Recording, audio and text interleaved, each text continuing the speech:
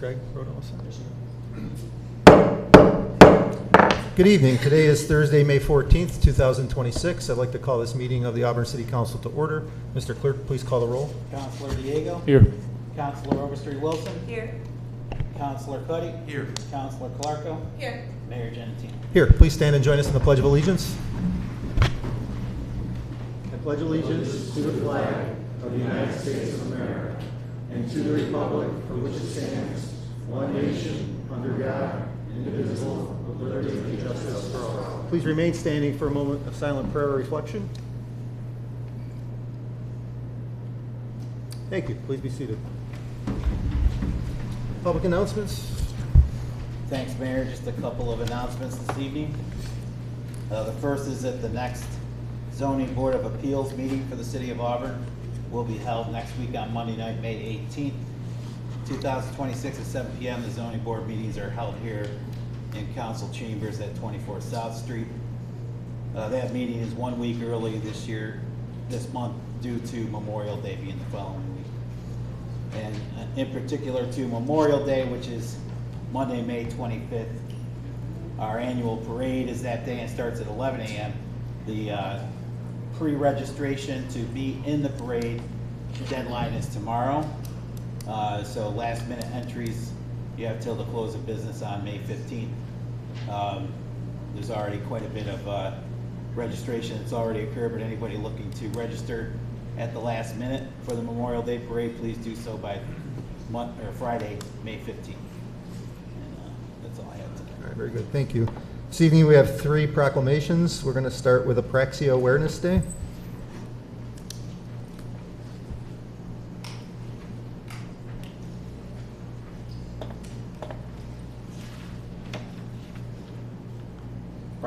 Proclamation from the Office of the Mayor. Whereas May 14th, 2026 marks Apraxia Awareness Day, a day dedicated to raising awareness of childhood apraxia of speech, a neurological speech disorder that affects approximately 1 in every 1,000 children.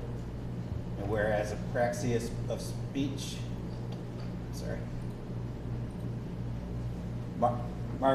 makes it difficult for children to plan and produce the movements needed for clear speech, often requiring years of intensive specialized therapy. And whereas children with apraxia may experience challenges not only in communication but also in academic and social development without appropriate support and early intervention.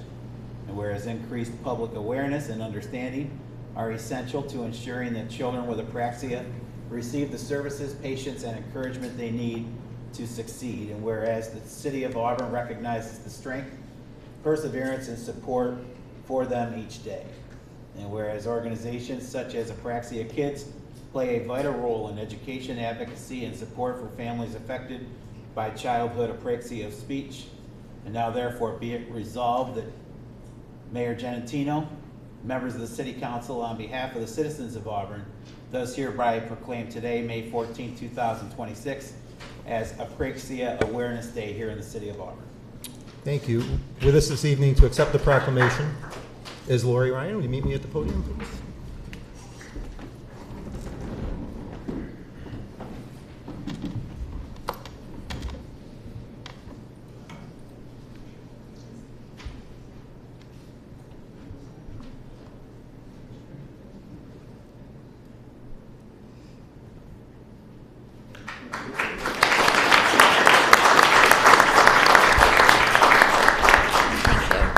Thank you. I just want to say quick words. Thank you for recognizing Apraxia Awareness Day. As a parent and someone who works in the school district, this means more than I can put into words.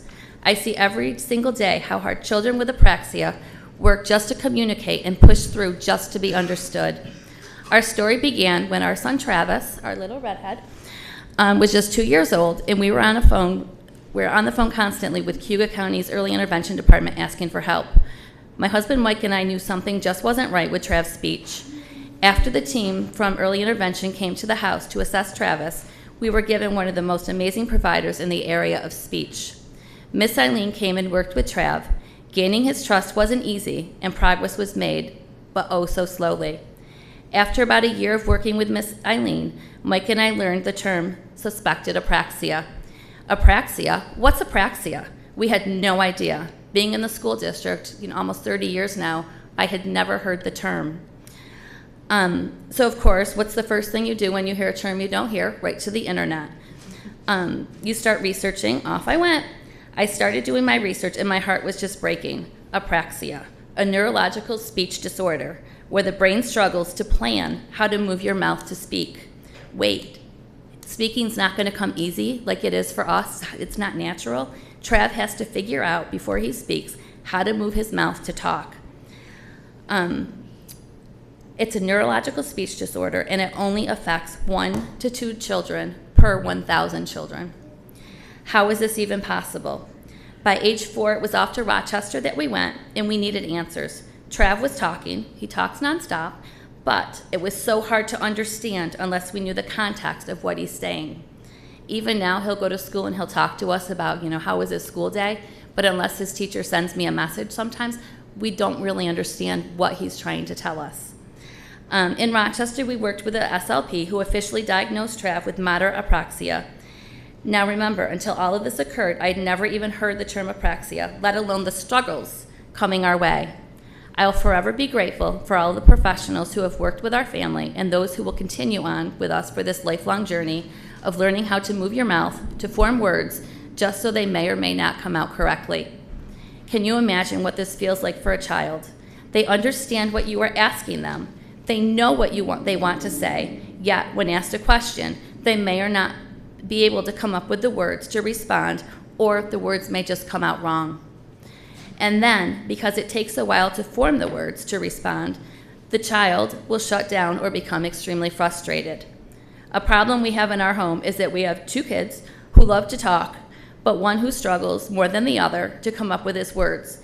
The interruption while the other is trying to form the words to speak causes so much frustration, which results from hearing, "I'm trying to talk, just stop talking so I can talk." It's constant. One of the biggest gifts that we can give to children with apraxia is patience. We don't want to interrupt them. We want to allow the child to express themselves and not to talk for them. We want to give them time to express what they want to say. I saw this example online, and I just want to share with you what I assume goes on in Travis's mind when he's talking. At 7 a.m., I wake up from a dream about a dinosaur in a party hat. It's so funny. Mom is going to laugh. I find her in the kitchen, and I try to tell her everything. She catches the word dinosaur, yes, but the party hat is lost somewhere between my brain and my mouth. I point to my head. Big head? No, party hat. I try again. She tries again. We always get there eventually. It just takes a while. She laughs when she gets it. It was worth it. By 9 a.m., I get to school. First up is reading time. My stomach turns in knots. I know these words. I've read them before. I know what they mean. But my mouth won't make the sounds come out right. It's not like forgetting the word or the sounds. It's like my mouth and my brain just aren't talking to each other. I can see my teacher's face change, like she thinks I don't know the words. I do know them. I just can't show her. By 11 o'clock, I go to order my lunch, and I want the sausage roll. I've practiced it in my head. Sausage roll, sausage roll. I know what I want to say. I get to the front of the line, and I try. It doesn't come out. The lady is looking at me. Someone behind me sighs, so I say apple. Nobody knows. Nobody sees it. I just eat the apple. By 12 o'clock, my legs hurt, and we have sports now. I try to tell my teacher, I need to sit out a sport because my leg is sore. She lights up, yes, sport is next, go grab your hat. She walks away happy. She didn't understand me. I go and get my hat. 1:15, it's lunchtime. My friends are playing tag. There's no scripts, no ordering, no waiting for me to say something correctly. It's just running, and I feel my whole body relax. I hold on to this feeling as long as I can. It's 2 o'clock. I'm so tired. When I'm tired, talking gets harder. It's like my mouth stops cooperating, and I don't say much more today. Once I heard someone say, I get lazy with my speech. I think about that a lot. I'm not lazy. I'm exhausted. And by 8 o'clock, it's bedtime. Nobody saw how I worked today. the lunch order I gave up on, the things I tried to tell my teacher, the words I practiced in my head that never made it out, but I did it. I did all of it. That counts for something, even when nobody knows. So that's just a little bit of what we're experiencing, apraxia. I don't know how many people in here have heard the term before, but I can't thank you guys enough for all recognizing Apraxia Awareness Day. This recognition will help bring awareness, patience, and support, not just for our family, but families in our community. Thank you for honoring this day. Thank you. Thank you.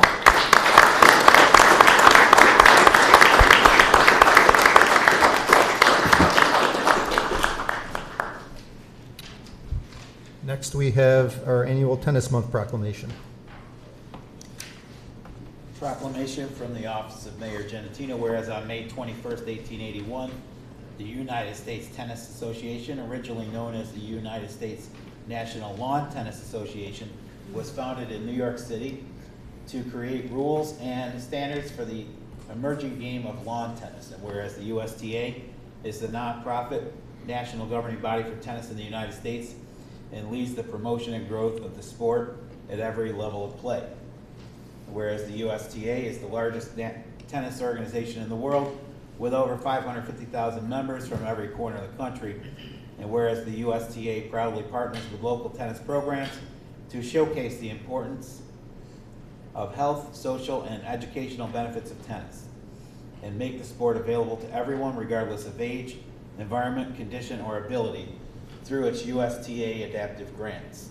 And whereas the latest research by the Physical Activity Council shows that more than 27.3 million Americans played tennis in 2025, an unprecedented 6.2% increase in participation over 2024 and the highest number of players since the study began. And whereas by increasing the accessibility of tennis for citizens, the city of Auburn, for citizens of the city of Auburn of all ages and abilities, the USTA has contributed to making our community happier and healthier. And whereas the USTA has declared the month of May as National Tennis Month to encourage players, organizations, facilities, retailers, tennis manufacturers, and more to promote local programs and activities at parks and facilities to showcase tennis and spread the word about the sport and its benefits, and to help players and non-players alike find courts and play opportunities in their communities. And now therefore be it resolved, Mayor Genatino of the City of Auburn, New York, on behalf of the members of council and citizens of Auburn, hereby recognizes the month of May 2026 as National Tennis Month here in the City of Auburn. Very good. With us tonight is Terry Byer.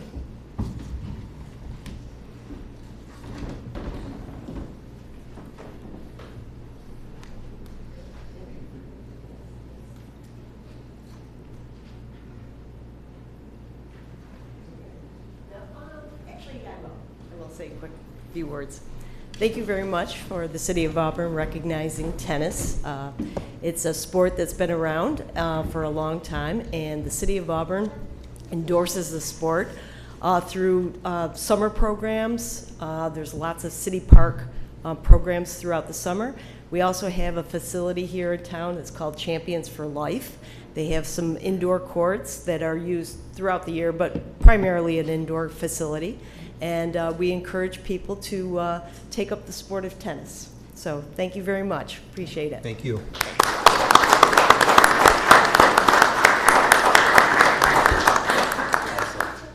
Mayor, before we move on to, I'll just let everybody know that we have received notice that the city has received a USTA grant again this year to help with summer tennis programming during summer rec program.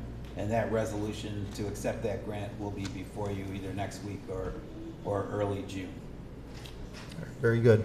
Next, we have National Police Week proclamation.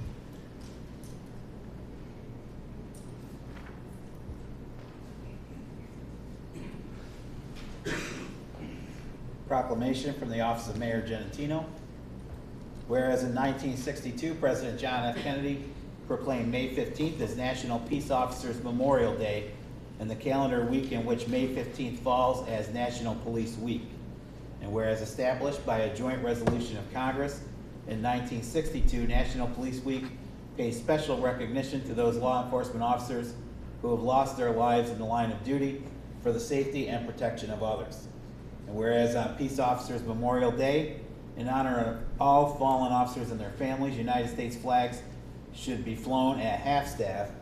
And whereas the International Association of Chiefs of Police has declared law enforcement officer safety and wellness a top priority, and the IACP Center for Officer Safety and Wellness promotes the importance of individual, agency, family, and community safety and wellness awareness.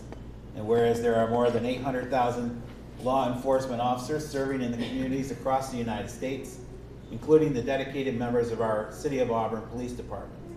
And whereas the members of law enforcement agencies in Auburn, Cuba County, and New York State play an essential role in safeguarding the rights and freedoms of our citizens.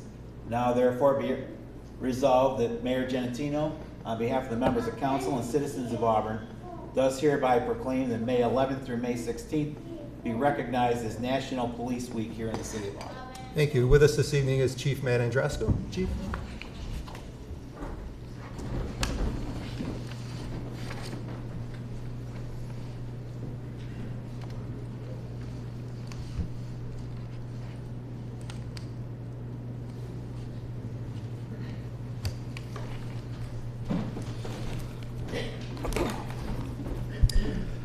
Thank you for honoring Police Week in the Auburn Police Department. The men and women in our department do an excellent job protecting us day in, day out. They do a stellar job building relationships with our community. We always give 110% with our tour of duties, and we'll protect every member of the community. We would like to recognize the officers that were not able to go home to their families because they did not make it at the end of their tour of duty. This is the reason for Police Week, and this is the reason why I'm accepting this tonight. So please, in your own time, in your own way, thank those police officers who gave the ultimate sacrifice who are no longer with us. Thank you, Chief.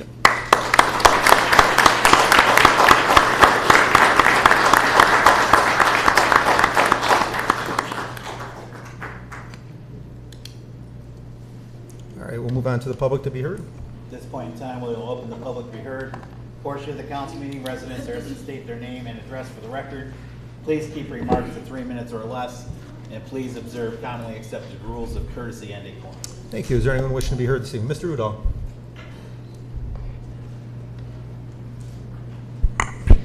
James Udall, 106 Osborne Street. Just a quick question before we start. We are recording, yes? Are we on camera? Yes. Okay. The reason I started coming down here a few months ago, beginning of the year actually, asking for an update to a tax assessment discount program for some 800-odd senior and disabled homeowners, households here in Auburn. There hasn't been much action on that, but it's made me come down here week after week after week, and as you listen and you hear things, you know, it's not hard to go down the rabbit hole, like you know, hearing everything that's going on in the city. You know, and then when you start speaking the truth, other people reach out to you because you've created a safe space to speak the truth. And you know, most recently, the truth that came out last week with regard to the firefighters contract was very interesting and you know, perplexing to me. The concern in the city and the people that I'm talking to online is that because of the contract, it's ironclad. The firefighters union may not be able to reduce the size of the force or conform to the budget cuts that the city managers requested. And this is going to mean that there's larger budget cuts from other departments, maybe the police, the DWP, or maybe the homeowners of Auburn. These disabled and senior homeowners that I'm talking to are going to have to pay even more tax. From an optic point of view, the firefighters contract looks bad. It's a badly looking contract. I've looked at it. On the city side, there were 5 negotiators that signed off. 3 of the people representing the city that were supposed to be looking out for the taxpayer are either current or ex fire department personnel. It's like negotiating with the fox to guard the hen house. It doesn't make any sense. On the on the other side of the contract, on the union side, there's clearly somebody that's related to someone who was our sitting mayor, who was a sitting council member back when this contract was done. I looked at the city's code of ethics. 30 seconds. The mayor probably shouldn't have introduced the bill, or let alone vote on it. It looks bad. And I would think that hopefully when this new contract is negotiated, that the same mistakes are not made the second time around, because the people of Auburn who count on these services, and especially the police, and the taxpayers, they deserve a better break. They deserve better than what they got, I think. Thank you. Thank you. Is there anyone else wishing to be heard this evening? Yes, sir.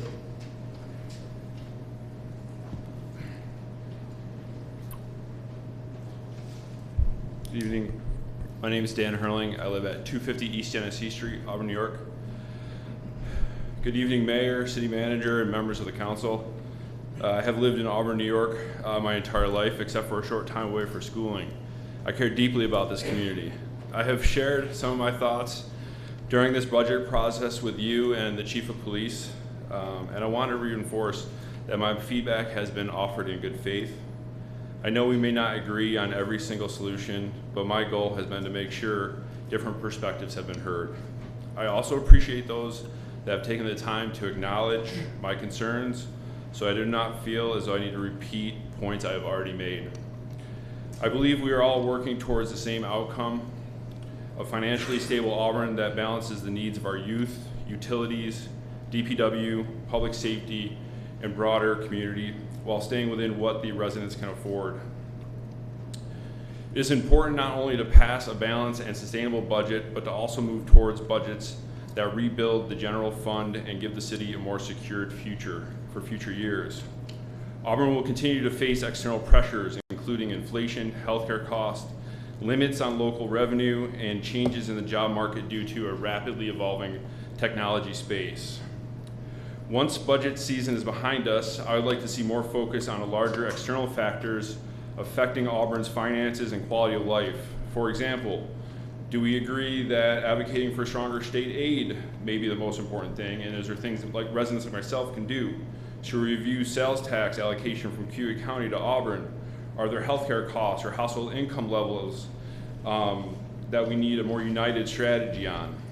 I do not pretend to have all the answers, but I believe Auburn would be stronger if we unite around one or two external priorities that we all can agree upon, or most of us. As a resident, I'm willing to help by contacting my state representatives, writing letters, speaking up, and amplifying the city's needs, but I need to know where that effort would be most useful. When I provide internal budget perspective, I do that as an individual resident.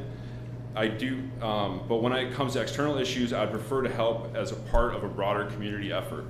So my request is simple. I ask council and city leadership to identify a short list of commonly agreed upon external priorities that residents can help advocate for, or point us to an existing list if one already exists. We may not agree on every internal budget decision, but I believe we can identify issues we can unite around and bring more support and resources back to this amazing Auburn community. Thank you. Thank you, Mr. Hurling.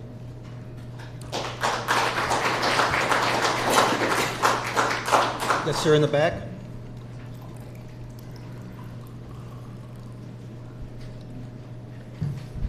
Good evening. My name is Walker Goodemote. I'm at 60 Mary Street. My colleague Jenna Powers sends her regrets that she cannot be here tonight. I'm here again to talk about the flock cameras. I want to urge the city to drop its improperly procured contract with the flock group.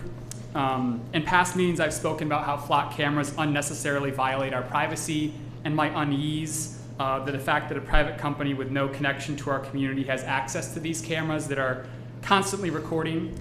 I wanted to give an example of some of Flock's irresponsible behavior. During a sales pitch demonstrating their product, Flock accessed cameras outside of Dunwoody, Georgia, which is outside of Atlanta. Reporting from 404 Media revealed that among the cameras accessed for this sales pitch was one inside a children's gymnasium and another inside a pool. They were using this to sell their product, accessing these cameras while selling their product for a sales pitch. These cameras were owned by a private organization, not a municipality. But what does it say about the Flock company that they're accessing these cameras in private sensitive areas for a sales pitch? Doesn't scream responsible to me.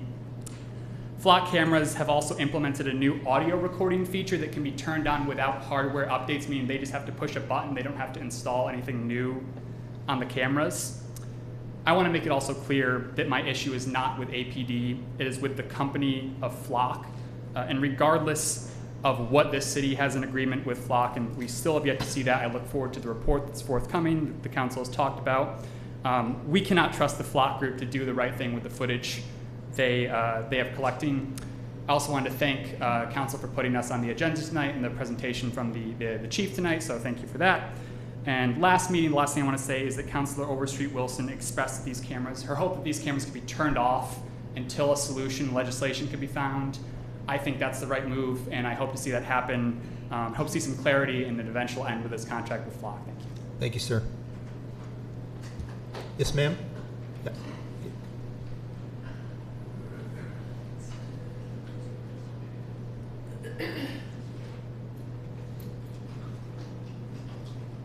Hi, I'm Phyllis Conti. I live on 24 Hamilton Ave here in Auburn.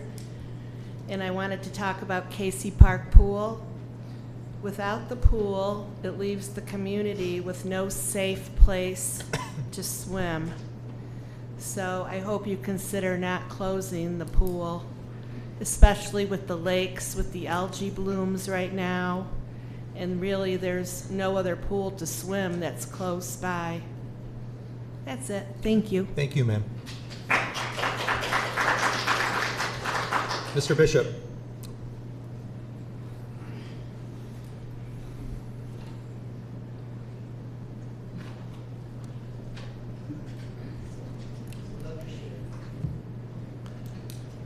Hello, my name is Andrew Bishop, and I live at 19 Bradford Street. Here I am again with my sign, Mr. Mayor. Welcome to Auburn. Don't drink the water. As we all know, that lawsuit's going forward. And chances are the city's going to be stupid, but this is good for us because why? This is going to allow for depositions. They're going to be made to speak and find out when exactly in those 9 years you've been there, Mr. Mayor, did you know and start finding out about the cyanotoxins. Now, I'm sure in closed quarters, outside of hearing, there may be some talk now of using reverse osmosis. What's the next thing? Because that lake's not getting any cleaner. And, how many times have I come here and talked about how we can do a simple $3,000 test, stable isotope analysis? We can find out exactly who the culprits are who are fouling Wasco Lake and in what ratio. It's just like the police. Just like all those police officers, they know DNA testing. This is the same exact thing. That is a crying shame. Now I'm going to put it to the city. I'm going to put up the $3,000 myself, so that nobody can claim that I polluted the test or I was trying to pull some shenanigans and break the law. All I want to do is find out who the culprits are. It's like the police, you know. You know, here's the thing. I got a shirt on. Yeah, you're out of order. You told me before I'm not allowed to look at those people. I'm not looking at them. I'd rather look at you because I want to look you in the eye. Because I'm concerned about these people. And even you, Mr. Mayor, even you, because why? You've been showering it and drinking it for all these years. And I notice most of the time you guys are not drinking from those carafes from the cities. It's bottled water. Why is that? I think a lot of people here would agree. They'd rather not take that chance. They can't all afford reverse osmosis. They don't appreciate being doxxed. They don't appreciate being told you're out of order and being let out of here, even though they broke no rules and no law. These people are voters and they're taxpayers. 30 seconds. I'm not here to talk about how many times the city has let me down on like those FOIL requests that I've asked, so we can find out where that $500,000 is going. Why? I'd rather you didn't, because then this way I get to show up here every week and ask about why my FOIL requests and Mr. Udall's and others have been ignored. That's why we're here, Mr. Mayor, because we want a response from the city. Thank you, Mr. Mayor, members of the City Thank Council, you, members Mr. of the Bishop. public. Always a pleasure. Anyone else wishing to be heard? Mr. Steigerwald. Dave Steigerwald, 452 North Seward Ave, Auburn, New York. I'd just like to give you a statistic here. I'll take it at face value. It's off of Facebook. New York lost 892 companies and $47 billion in income. IRS migration data confirms this exodus is real. Out of those 892 companies, Florida gained 341, Texas got 187, North Carolina got 129. I don't know if that's all of them, but there is an exodus in New York State. I think we're all aware of it. So bear that in mind. And we're doing the same thing. We're losing here in Auburn to our population. It's not growing. It's stagnant or it's receding. That's all. Thank you. Thank you, Mr. Steigerwald.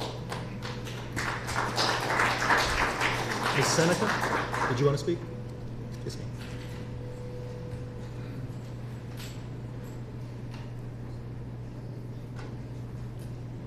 My name is Alice Seneca. I live on Oak Street in Auburn, New York. And I just wanted to elaborate on what Phyllis said about Casey Park. We're looking for a good summer. Central New York is a hot summer. And Casey Park Pool is probably the only place that most of our, especially young people, can find cooling down and having a great time, accessible and affordable, because it's being paid for by the city, thank goodness. It's wonderful. People of all ages go down there, and one thing we can guarantee is a great time. Everybody cools off. They're better people once they leave. Everybody exercises, works out, relaxes. It's everything it should be. I'm hoping that, we will be able to maintain the pool so that at the end of the summer, everybody can say they had a wonderful time at Casey Park. Auburn is a great place, and we can do better. It's up to all of us. Thank you so much. Thank you, Mrs. Seneca.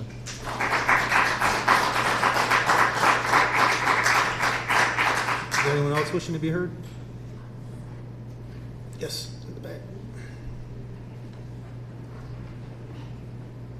Hello there. My name is Randy Thornton. I'm over on 25 Sheridan Street. Hello, Professor Overstreet Wilson. I am a concerned resident about the flock program. I only found out about it recently, but the lack of transparency by a company that is collecting private data of citizens is a concern. I'm glad to hear that it's receiving attention by the council, and I look forward to hearing more from all of you. Thank you. Thank you.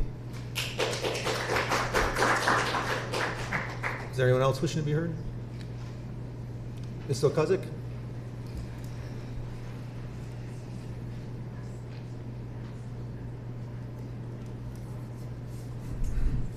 My name is Pam Okosik, and I live over on the west end of Chapman Avenue. So last week, Officer Bonifano stood up here and talked about how the police department demands respect. So I just want to say, I think too many times the police department fails to remember where they are in Auburn. This city has so many military members, correction officers. We have a facility right here in the dead center of town that is a maximum security prison. We also have a medium security prison in Moravia that have been here since the 1800s. Our correction officers go into that prison, and we have members that sit on this council that were correction officers for years. And he talks about how their families miss Christmas, birthdays, anniversaries, everything like that. Do you know when correction officers leave correction what their life expectancy is? Their life expectancy once they retire with 25, 30, 35 years is less than 5 years they're expected to live. When they go into our prisons, they don't go in with cars, they don't go in with guns, they don't go in with bulletproof vests, they don't go in with tasers, they don't go in with batons. They go in with their pants, their shirts, their shoes, and if they're lucky, latex gloves. And every day they get urine thrown in their face, they get feces thrown in their face, and they don't have a right to ask to find out what type of diseases those inmates have. And they do it, and they don't ask for thanks. They don't ask for respect because it's their job. And they do it for years. They go through the same training as any officer. And some of these guys, every one of them goes through on-the-job training, and most of them gets into New York City. And they go to either Sing Sing Correctional Facility or they go to Fishkill for the criminally insane. And some of them are there for a year, 30 maybe seconds. 2 years, maybe 5 years, or 10 years before they get back to this city. And it's a thankless job. And most of the guys, and some of these officers have said, these guys don't have the guts to put on a badge. Maybe they should start thinking about who they're talking about. Because a lot of these people in here have either been a correction officer or military and have retired from both. And I know a couple of you sitting up there have military and corrections your time's behind. up, ma'am. Thank you for your services. Thank you. Is there anyone else wishing to be heard? Yes, sir. Mr. Ficano.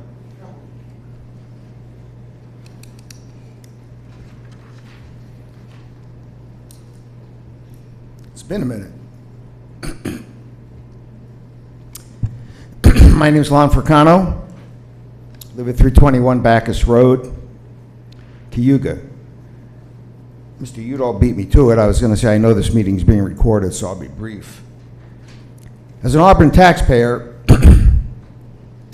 I have a few suggestions you may want to consider given the current financial crisis. As I see it, the basic underlying problem is government overgrowth. Let me explain. Having studied the history of Auburn, one thing is patently clear. Auburn's heydays were in the past, and they had a direct correlation to capitalism and free market enterprise. Some of our nation's most significant economic companies were born and grew here, with huge benefits both locally and nationally. As we look at Auburn now, what do we see? A crumbling business environment, a dwindling population, and severe consequences for merchants, service providers, restaurants, and employment opportunities. Many are already delinquent in taxes, and now are facing a sharp increase in taxes. The current approach will result in higher fees, another form of taxation, higher costs of living in general, and the continued exodus of families and retirees from Auburn. Pardon me, I got a frog in my throat. In short, we have a catastrophic failure in leadership, honesty, trust, and competence in local government. Also, we see a diminishing quality of life for our communities while prices soar. But small p politics is alive and going strong. Since continuing to jack up taxes creates an inevitable financial collapse, perhaps we should consider the following. 1, right-size city government. That means eliminating some positions. 2, privatize as many government services as possible. 3, obtain outside expertise to help reconfigure Auburn into a more successful governance model. 4, amend the city charter as needed to accomplish this. 5, ensure at least two-party governance to avoid the consequences of prolonged one-party rule, which always turns out badly. Stop chasing, number 6, the pie in the sky, 30 which seconds. concentrate, reclaiming my time.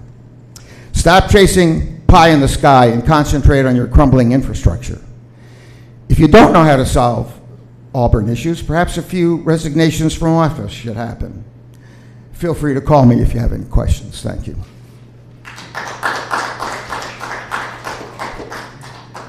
Is there anyone else wishing to be heard? Yes, sir.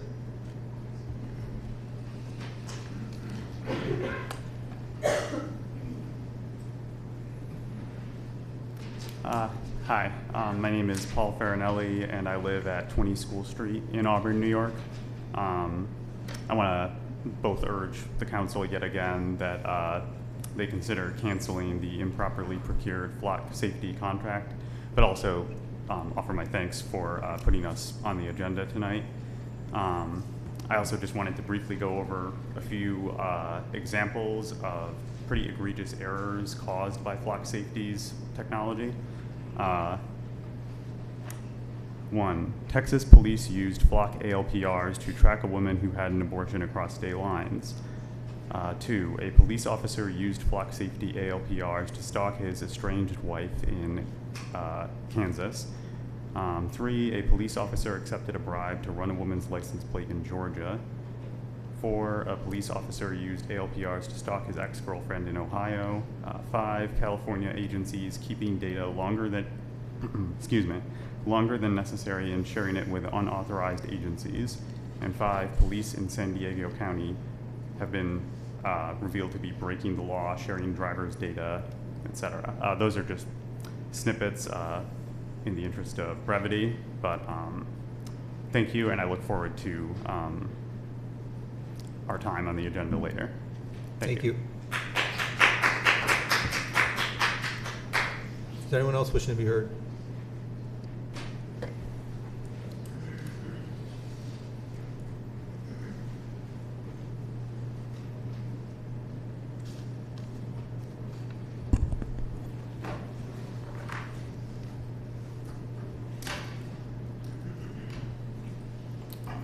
Good afternoon. Mike Bufano, Auburn Police Union, President, Local 185, 46 North Street.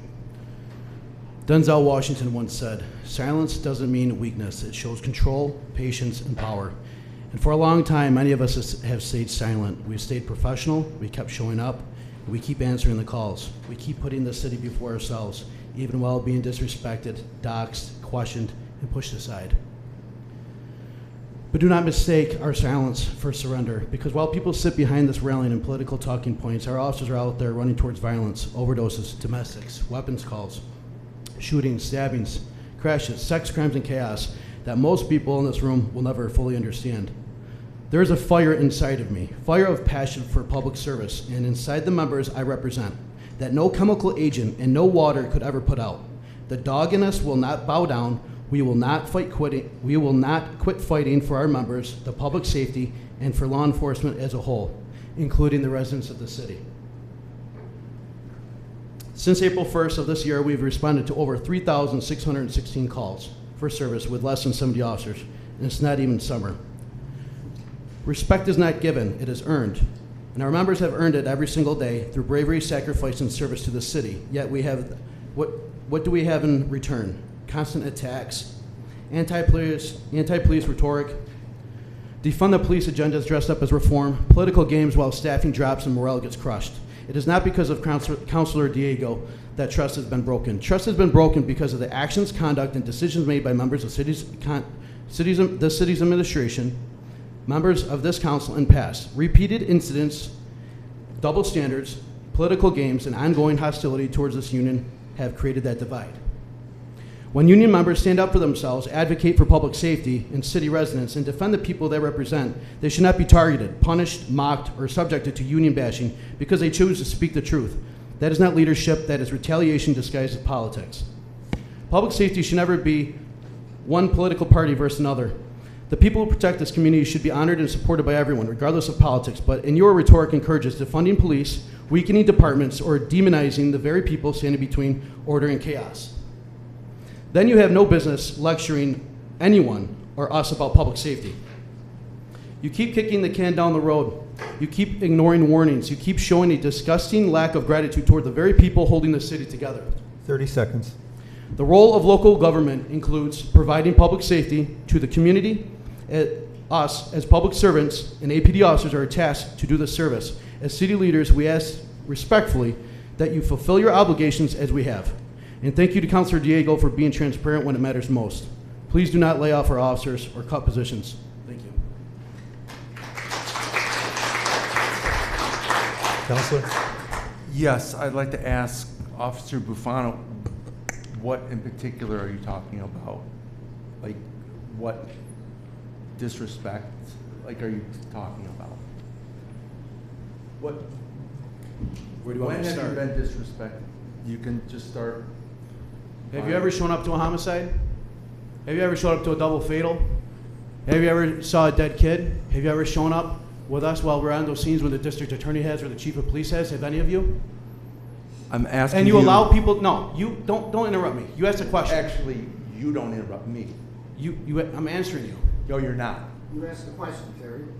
I asked the He's question. answering it. It's a point of order. Let him talk.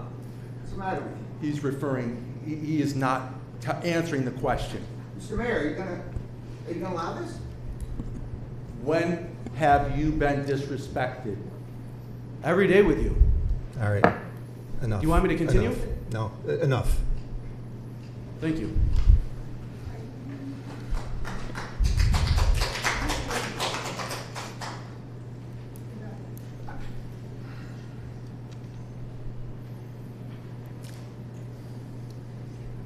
Is there anyone else wishing to be heard this evening?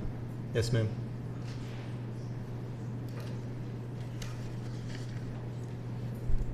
Tall people. Chris Maitland, Franklin Street Road.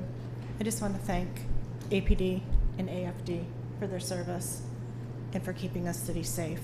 And I hope that none of their positions are cut. Thank you. Thank you, ma'am.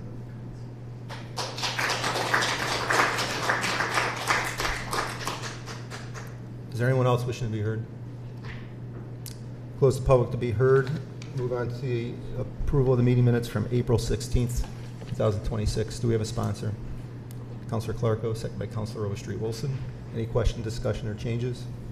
Hearing none, please call the roll. Councilor Diego? Yes. Councilor Overstreet Wilson? Yes. Councilor Cuddy? Yes. Councilor Clarko? Aye. Mayor Jennings? Aye. Approval of the meeting minutes from April 23rd, 2026. Do we have a sponsor? Councilor Overstreet Wilson, second by Councilor Diego. Any questions, discussion, or changes? Hearing none, please call the roll. Councilor Diego? Yes. Councilor Overstreet Wilson? Yes. Councilor Cuddy? Yes. Councilor Clarko? Present. Mayor Jennings? Aye. Carried. And finally, approval of the meeting minutes from May 7th, 2026. Do we have a sponsor? Councilor Clarko, second by Councilor Cuddy. Any questions, discussion, or changes? Hearing none, please call the roll. Councilor Diego? No. Councilor Overstreet Wilson? Yes. Councilor Cuddy? Yes. Councilor Clarko? Aye. Mayor Jennings? I'll abstain as I was absent. Carried. City Manager's report. Thank you, Mayor. Update on Burgess Street Culvert. The city's contractor was working to pour concrete by the end of today and finish concrete work early next week, at which point area restoration will begin. Thank you to our engineering department for staying on top of that project and working to bring it across the finish line.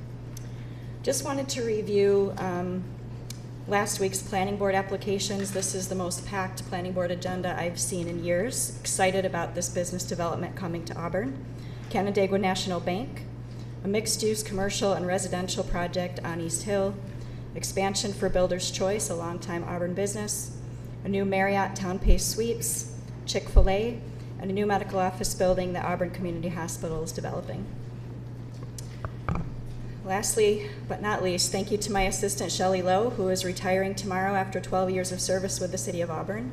Shelley is a huge help and resource to me personally and all across the organization, and we will miss her greatly. We wish her all the best as she steps out into her next adventure. Thank you. Any questions for Ms. Haynes? Thank you, Ms. Haynes. Reports from members of council. Councilor Clarko.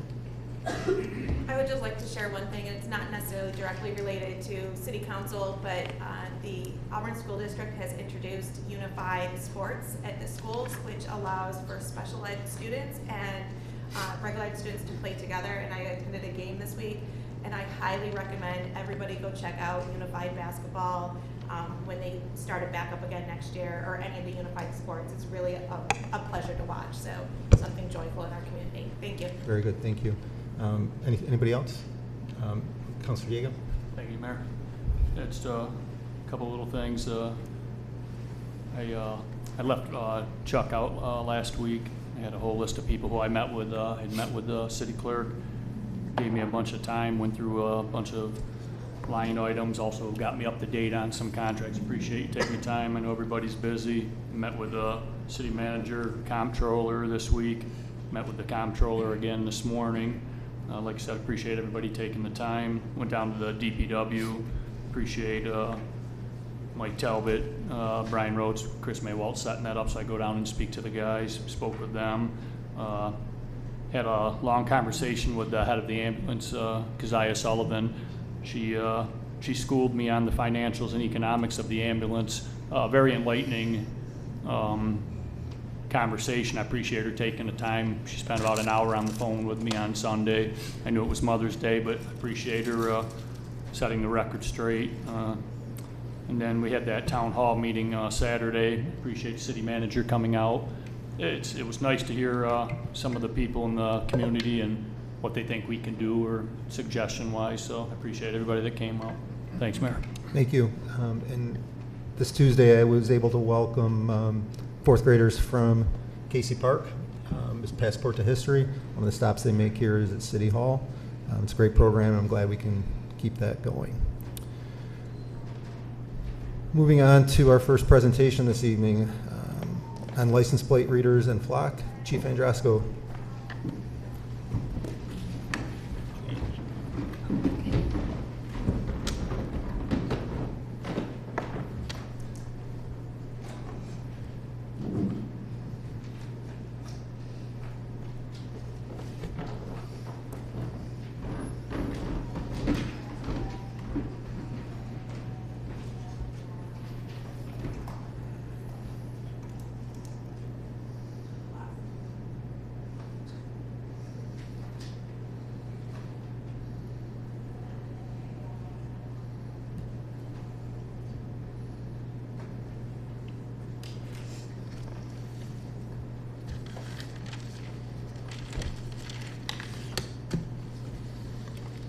Good evening. We're going to discuss the automated license plate readers, also known as LPRs, for Motorola and Flock for the PD.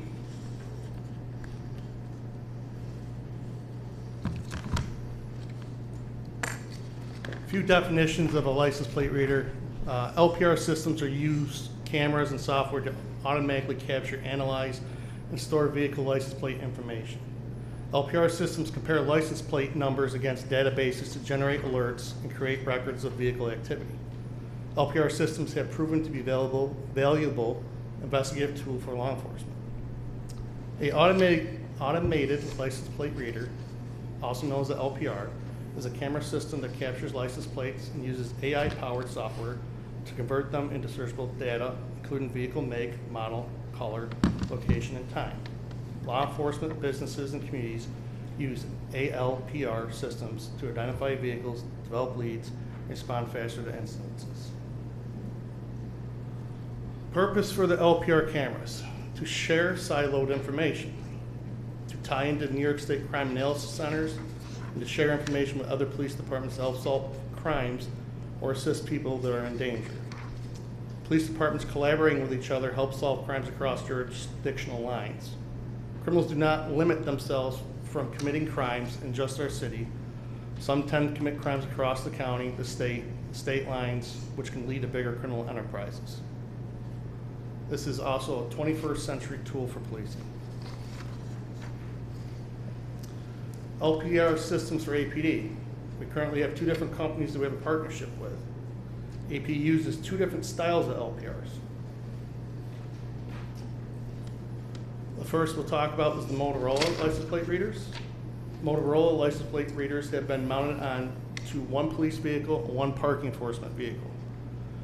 The Motorola LPR on the patrol vehicle assists in locating stolen vehicles, unregistered vehicles, missing persons, individuals with warrants, larcenies from stores or people, shootings, fraud complaints, sex trafficking, human trafficking, abductions, and homicides or other alerts. The Motorola LPR on the parking enforcement vehicle assists us with the boot and tow program. The parking enforcement LPR is limited to only the data from the unpaid parking tickets. The LPR will alert when the parking enforcement vehicle passes the car that has an outstanding parking ticket.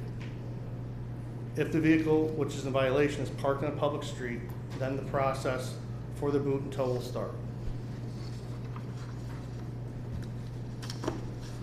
Flock, which is stationary or fixed LPR's purpose. The flock LPRs assist and enhance the Auburn Police Department's abilities in multiple investigations, ranging from motor vehicle accidents, larcenies from stores or people, stolen vehicles, missing persons, shootings, fraud, complaints, sex trafficking, human trafficking, abductions, and homicides. The flock LPRs were strategically placed around the city to set up a geofence to assist us with investigations. In theory, with the geofence set up, we should know if a criminal has entered the city and intends to commit a crime in our community. With these tools, we now have the ability to assist with identifying what vehicle would a criminal operate during the crime, which may assist us in building probable cause to lead to arrest. What the LPRs are not intended for. They're not intended to replace police officers. The LPRs are in place to assist the officers in their investigations by making their jobs easier and more efficient in identifying possible suspects or suspect vehicles. Being more efficient can help officers to get back on the street at a faster rate to better assist our community. APD's LPRs do not issue speeding tickets. The captured image of a vehicle or license plate from an LPR will not be the sole evidence in an arrest. There would need to be more probable cause to lead to arrest. However, showing the suspect vehicle is in the area of where a crime was committed and in close proximity of time it occurred does assist us in adding probable cause to an investigation. It can also identify the vehicles that are inside the city on a routine basis that may be involved in committing crimes. Law Enforcement Technology Grant, LETEC. This was a New York State funded grant for technology for law enforcement. The Auburn Police Department was awarded $122,500. We could only spend the awarded money on technology. The money could not be used for overtime for personnel or salaries for personnel. The flock LPR cameras were purchased with the LETEC grant funds. Timeline for LETEC and flock. The grant was announced in 2023. The grant was awarded in 2024. The flock agreement was signed in October 24, and the installation of the cameras was in the summer of 2025. Anybody have any questions so far?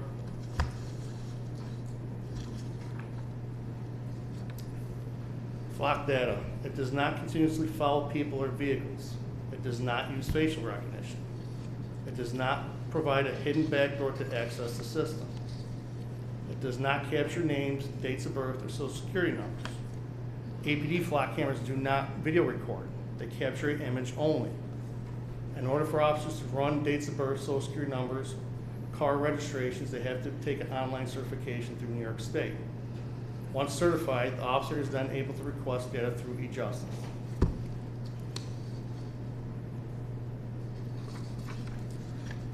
Flock data. Flock LPRs do capture images of vehicles and their license plates. Flock LPRs are stationary and placed in strategic locations around the city. Flock data is only retained for 30 days unless otherwise requested by APD. The data is 100% owned by APD and Flock cannot sell it. All data is stored at the end-to-end encryption aligned with FBI CGIS, ISO 27001, data security, ISO 27701, data privacy, and other security protocols. This is an example of my vehicle passing on the flock cameras and what takes the image of. This was during early morning. And here's one during the day.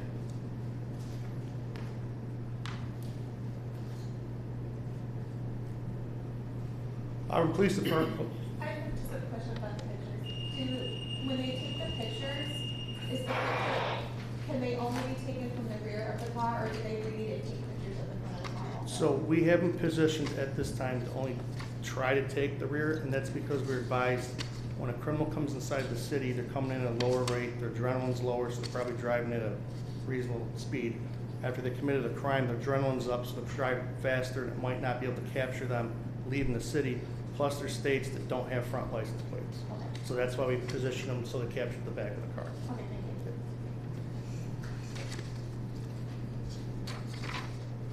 you. Auburn Police Department safeguards the LPR system. It uses a multi-factor authentication enabled for Flock.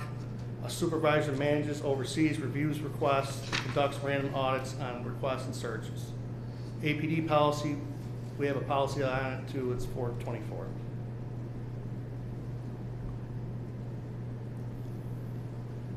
We have opted out of sharing information with federal agencies such as ICE.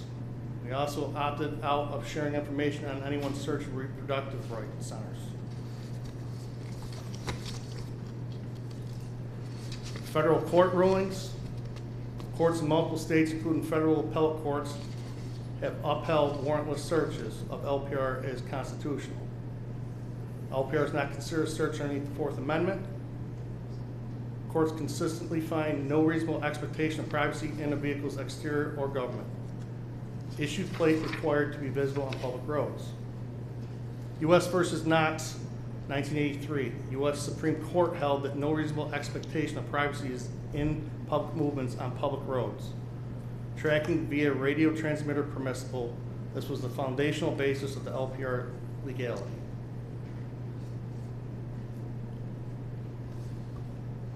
State versus Simonson. This is Washington State. Court held a Flock LPR image on the public road did not implicate constitutional privacy projections underneath the Fourth Amendment or Washington Constitution. Rejected comparison to GPS tracking or cell site data. Schmidt versus City of Norfolk, federal court. Court found that with the 20-day retention period did not track the whole person's movements and therefore did not constitute an unconstitutional search. Commonwealth of Virginia versus Church. Reversed the lower court's bell-based suppression ruling. Held Flock cameras photographing a vehicle on the public roads did not constitute a search requiring a warrant. Eliminated only adverse Flock-specific precedent in the country. Scholl and Bednarz versus Illinois State Police, federal. Court dismissed the lawsuit finding Illinois' LPR system does not trigger Fourth Amendment scrutiny. License plates are publicly visible by law. LPR captures a moment in time. Letters of support. Oakland AACP endorsed Flock because the Flock's partnership with the City of Oakland helped gather evidence in homicides and auto thefts investigations. Richmond officials disabled the city's license plate readers in December as a precaution. The city then voted to extend the city's contract with Flock Safety, a license plate reader company, in March of 2026. Other items or equipment that does continuously track. I'm sure you all have cell phones. They all track us. If you're not aware, we usually have to write search warrants with police departments in our drug cases. GPS units in vehicles, GPS units that can be placed on vehicles. These LPRs do not track every movement that we have. Success stories with the Auburn Police Department. Individual came in and talked about this case with missing elderly woman who had dementia, was located safely in Wayne County because of the LPRs, or at least the assistance of. We located a stolen vehicle, which led to a felony drug arrest. The person was proven innocent in a suspicious death investigation because their alibi was corroborated because of the Flock LPRs. There was a burglary on Owasco Street, which aided officers indicating the suspect came inside the city prior to committing the burglary. Our LPRs have assisted on various drug investigations with people traveling to and from Syracuse and Rochester and other various areas. Flock LPRs and other various LPRs were utilized during a cross-continental drug investigation to identify the suspect vehicle and suspect.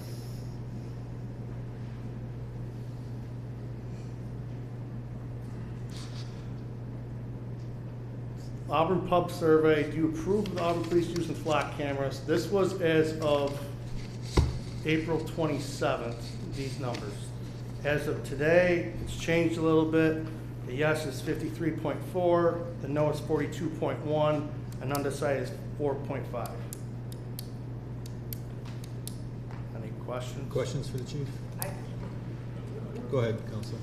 I want to first thank you for last week for indulging my questions and my curiosity. I also want to say thank you to the gentleman that kind of set up the foundation for this presentation and for this set of questions, because this isn't about APD. It's actually about the product and how we actually got here. So going through your presentation earlier, it became clear to me that I think I was looking at the flock camera as one-dimensional.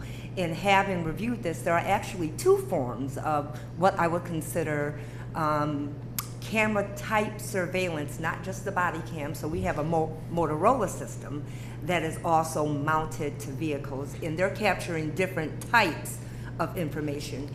Is that LPRs, because that's what it says, have those Motorola cameras been mounted the same amount of time as the flock? No. Okay, because the Motorola cameras are older, or the flock is older, or is this both new Because technologies? we decided to start the boot and tow program, and we figured that was the way to start it, was to purchase the Motorola mobile LPRs. And how long has that been? Sorry, sir. Probably since the fall. Okay. I actually know. It would have been, we started procurement in the fall. I believe they were installed January-ish. Of 26? Yes. So that would be Motorola? Yes. Okay. So my second follow-up question to that is, you inherited this flock situation because you weren't in the position that you're in. Was the Motorola contract, was that a secured grant, or did that come out of operating expenses from that prior budget? And the reason why I'm asking is because what I'm curious about is, did that need to come to council as well, as such as Flock needed to, but Flock did not?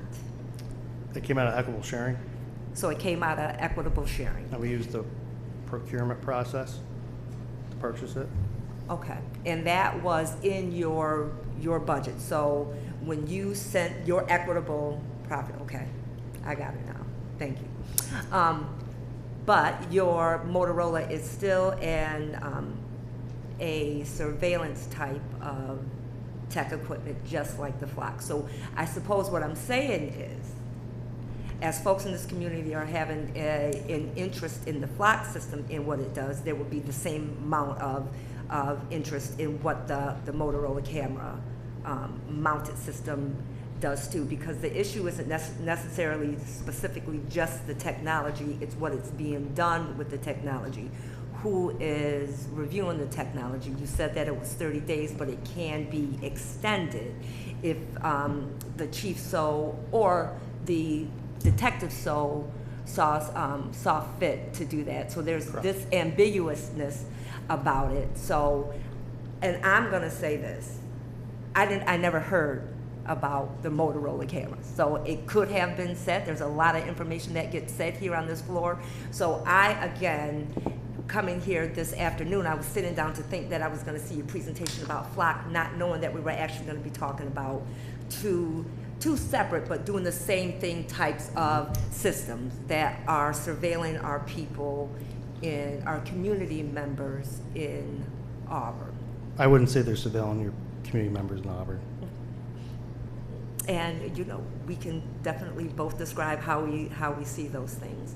The other, I have tons of questions, and I suppose that this will be more of a conversation. And I do want to say, with all of us, I want to say thank you for indulging this curiosity from me. So if we are not selling this to a third party, can we trust that the companies that we are sharing it with, that they're not selling it to third parties?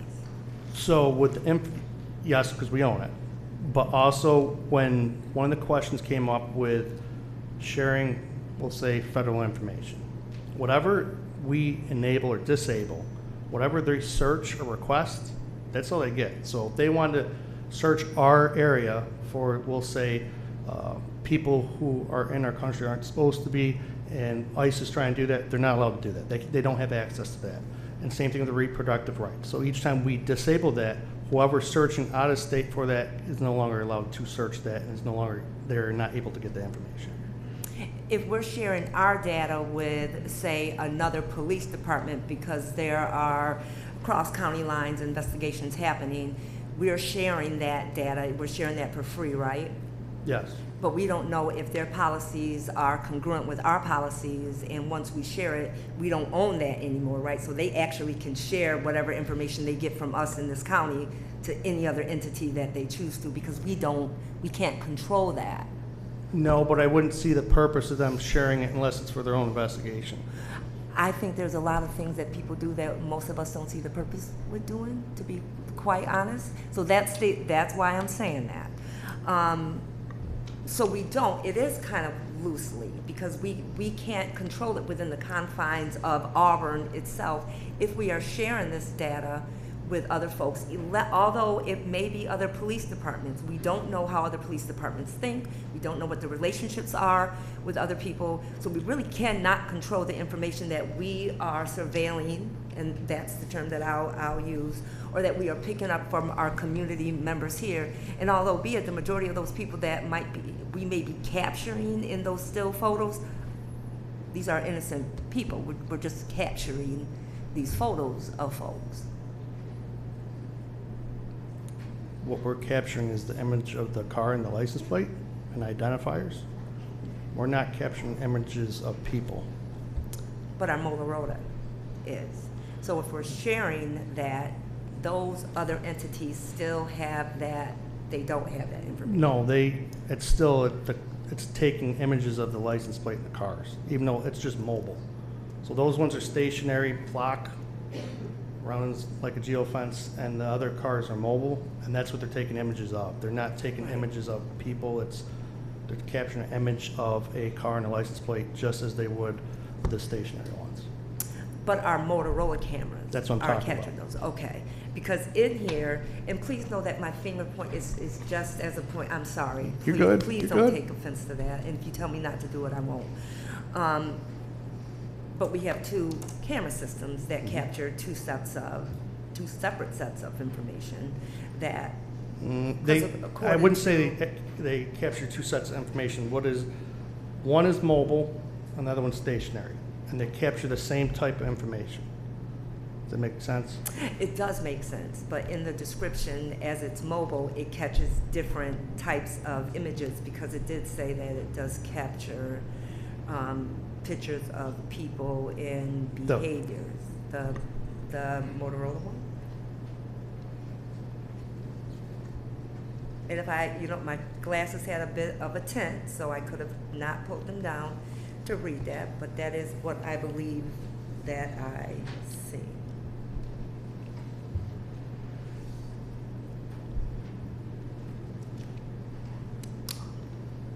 Is this the one you're referring to? The slide? Motorola. Yeah, that's the only sentence. That's the only. I think that's the only Motorola slide. I don't think it says there it takes photos of people. It says it helps us larcenies from stores or people, but it doesn't say photos of people. You said pull up people. Yeah. Okay. And that's not what I specifically wanted to drill down on, because there are a ton of questions. My concern is a couple of things. That when this was introduced to council, it was introduced to us as done. It was done. It was. I can't speak on that. I wasn't here. Because you weren't here. Yeah. Right. So you inherited this. So this was introduced to us as done. And we walked away. And then thinking back, as folks that had experience, much more experience in how city government works and laws and policies, understood that there was an appropriate way, a lawful way, a way of doing things that should have happened prior to this grant, or after the grant was received. What do we now do with this Lead Tech grant? What type of technology do we buy? That did not happen. So when we were presented, it was already a done deal. And now I'm reading now that there is a a more unstationary one, a Motorola one. So I'm wondering, you know, just about the policies and procedures around all of that, because we haven't seen policies and procedures. We were quoted a policy and a procedure that kind of governs this and governs the behaviors and the attitudes that we're supposed to have around it, but we really don't know because you received this. The other thing that I am concerned about is the way in which this information, Can I I'm say sorry, one go thing, ahead. though? Yes, please. Our policies are posted online, so whenever somebody wants to look at our policy, they're all out there online for public to have access to. I appreciate you saying that, but as we're talking about this, I wish that policy was brought up. I know that might be a little lazy of me for saying that I did not go on your website to do that, but I do believe that this is a big conversation that having any kind of supportive documentation would have helped either way. The last thing that I want to say is that oftentimes we get technology, or we will get different types of resources in this community, and it will be said that it is for the safety of everyone, and it is. And I genuinely believe that the thought behind any types of cameras or any types of supportive uniform wear that has to be is for the support, it's for the safety of everybody that is involved. But I wonder, will this information that will be captured any way in which it will be, because I'm still not So sure we're that I talking fully about understand. a license plate now. I'm talking Total about form. all of it. I'm gonna pull this together for you. All of it is what I'm talking about, because it is all relative to how we keep folks safe in this community, because that's the purpose of the flag camera. The information that is captured, the data that is captured, will that go to also support you holding your police officers accountable when they break the law? As in taking a photo of their car and their license plate? As in a person coming in to say that a law has been broken by a police officer, will that same data be used? If a officer committed a crime, we could utilize that in a case. Yes, we would utilize that as evidence. I'm going to say this, and I'm sitting on city council, I have not seen that behavior. I have not seen that practice be done. So I'm concerned that having another resource in this community to not be used the way it should be used for all citizens in here, that it will then be Can I ask a geared question? toward, sure. How would you want us to use it against the police officer that's committed a crime?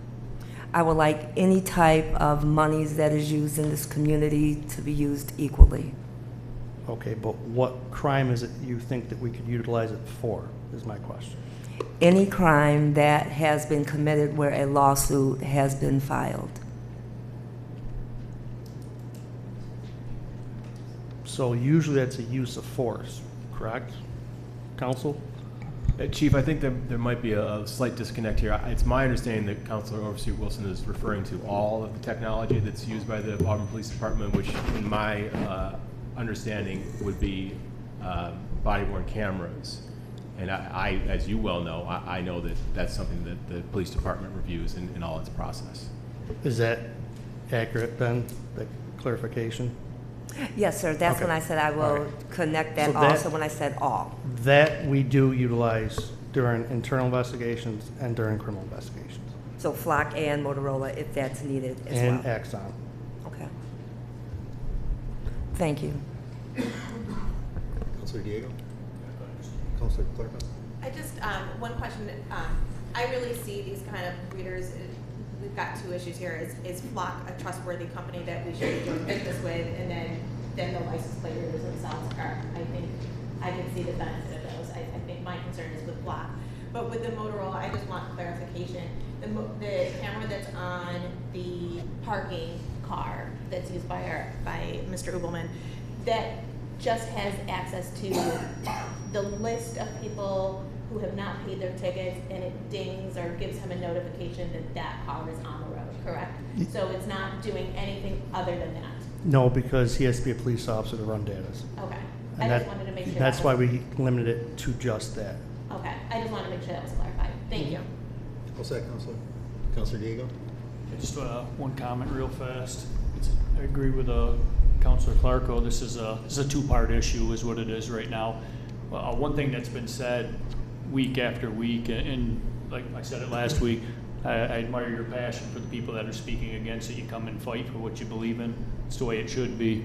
But I think the one part that's not accurate is when they say that this was procured illegally. That's not completely accurate. The contract wasn't.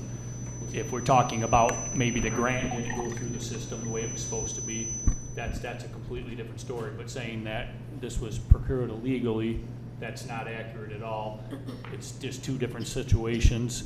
I think that obviously I think they're a good thing for the city. I think what the kickback is flock, and I'm pro law enforcement. I'm always going to be. If there's another system, Axon, Motorola, whatever it may be, that can run the same thing, that's something worth looking at also. What I don't want to see happen, and it's not my call, obviously, when we speak about that, taking a different system to take over these cameras, it's odd to me that as soon as something else is brought up instead of Flock, then we have proponents coming here speaking against Axon, and then the next week we got proponents coming here speaking against Motorola. I think one of the people that spoke in the public to be heard last week had said, come up with an idea on how to fix it. If you're against the cameras altogether, it's probably easier just saying that. If it's just the Flock, then, if we have to, and obviously it's the chief, his specialty, not mine, I'm assuming we can look at other systems that can run it that don't go against, some of the things that people are saying, and it is what it is at this point, but I just think that this is going to be more than just, hey, we should just get rid of these because it's Flock. If Flock is the problem, and we can all agree Flock's the problem, but we like the system, the cameras and what they do, then maybe we should find another system to use them. Thank you, Mayor. All set? Sir. Counselor Cuddy? Yes, thank you, Mayor. I think that the main concern of the public was the Flock brand. So Flock safety. Many of the statements are concerned about privacy, and I know that you addressed that here. And but at the same time, they still do have access to that information, and it is in the contracts. And I'm also concerned with the way in which the council had not been given the full scope of what the LPRs, the Flock LPRs do. This was a big grant, and I know that obviously you were not the chief at the time, but we're going to be accepting an $1,800 grant as a council by the USTA, and I do think that it is important that something like $122,000 grant be brought to the council for approval. So we do have this, and to be honest, I didn't hear about Flock until the week before you gave the presentation, and that's that was the beginning. But I'd heard about it, and like that, it's everywhere. And the point being is that it is a real issue of real concern. Many members of our public have concern about the company, concern about privacy. I have concern about how it was approached, not only just in Auburn, but like in other communities, very similarly. the public does not know the scope of the information and how towns and villages get these cameras. So, you know, that's my concern, how it came to be. And, you know, I know that there may be, as Councilor Diego mentioned, there may be other companies that are not as problematic, but how this was brought forward to us or not brought forward to us is of concern, and I do believe that the public has raised red flags, and I just want to know that this is not something that I am a proponent of, Okay. at least this company, and how it was brought forward and how and we were left in the dark. May I follow up? Sure. The information you're referring to, again, is a photo of a vehicle and a license plate. I get it. Yep. And then the LPR, we presented that 2 budgets ago. Understood. And then I'm pretty sure Chief Slayton has presented this, whether in front or behind, and discussed it. LPR, I get it. Yep. We're talking about. We just didn't use the trigger word flock. I understand. And I didn't know what, even at that time, I wouldn't know what flock was until now. And it's everywhere. You pick up any national magazine and it's an issue. So, well, that, and again, like this is not coming from me, this is coming from the public. And I know. Some of the public. Not all of it. The Well, majority spoke at one of the surveys too, though. Yes, but a public that comes here every week in numbers and is raising concerns, and I just want, and I think I'm glad that Councilor Diego is allowing staff to give this presentation. But I just think that it's important that this council does express, or members of the council does express concern that we were, in a way, left out of the process. Thank you. All set, Council? Yes. Chief, thank you for the presentation tonight. A couple things. I know you said that the Motorola LPRs were recently purchased, but it's my understanding from having been on council for quite some time that Motorola LPRs, for the purpose of tickets and things like that, have been in cars previously.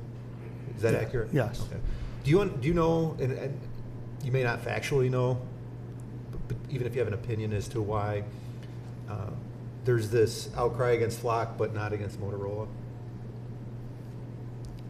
I can surmise, but I don't think that's fair to the company. Another company that would be talking to. Sure, if you're not comfortable, business that's fine. agreement I don't want to make you feel uncomfortable. I know when we were looking at LPRs, the Crime Analysis Center suggested Flock. Okay. I know the state of New York and DCGS suggested Flock, and that was one of the main proponents of why we went with them during the LETEC grant. Okay.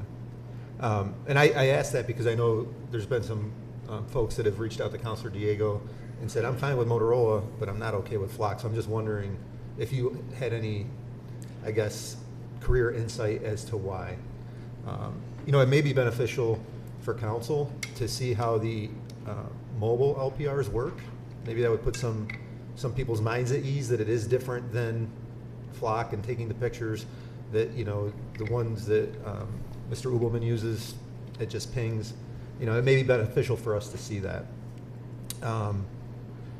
You mentioned e-justice, the system. How many officers currently within APD have access to e-justice? Every single one. That's how we run our data. Okay.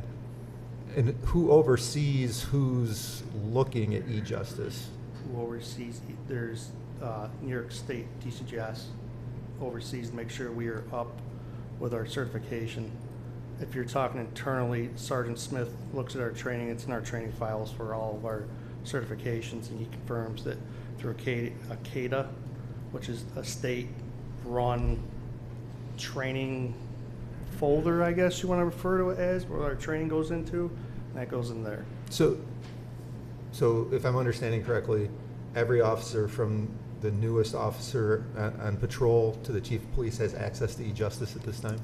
Every officer in New York State has to have e-justice training in order to run data's dates of birth, missing persons, warrants, stolen vehicles. I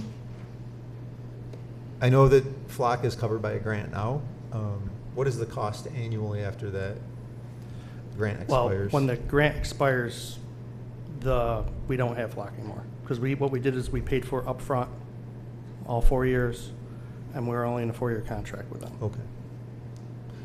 How many Flock cameras currently exist in the city? 10. 10. Are there any additional that have been purchased and planned to be installed? No. Okay. Not Flock. Okay.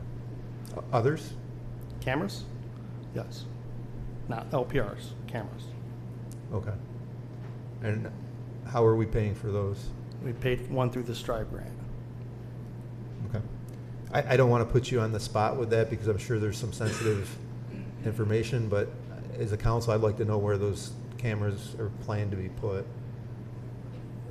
And if you can't answer that right one, the Strive grant one is if we have an issue and there's a house that we feel there's a domestic, we're going to deploy it in the area of a troubled house, and that's what that's for, is to prevent a homicide or a physical domestic. That was the whole intent of purchase. So is it portable? Yes and no. It's more, we can put it up and then take it down. Okay. It's not like a trailer. We got to put it on a pole somewhere and then Understood. Take it down. And how many of those are you planning? We only have one right now. Okay. All right. Chief, very good. Thank you. You have another question? Yeah, Yes, one please go question ahead. there, please, thank you. I'm just piggybacking off what the mayor said. How many people, it's probably, I don't know if this is where you were going with that, how many people actually have access to the Flock system? I know when you pull it out of the Flock, you run it into the other system, but don't you have to have like a password code? That's how, when they talk about these people that were tracking their ex-girlfriends and stuff like that, they got caught because they had to put it in the system. Yeah. And then there's a record of somebody logged in and said, hey, I just And let me state that that's dirty cops. We don't condone dirty cops, Sure. but how they got caught is because there's multi-factor systems set up in place where you have to put in a complaint number and a justification, and I'm sure they, like us, have a person overseas making sure they are doing what they're supposed to be doing. Sure.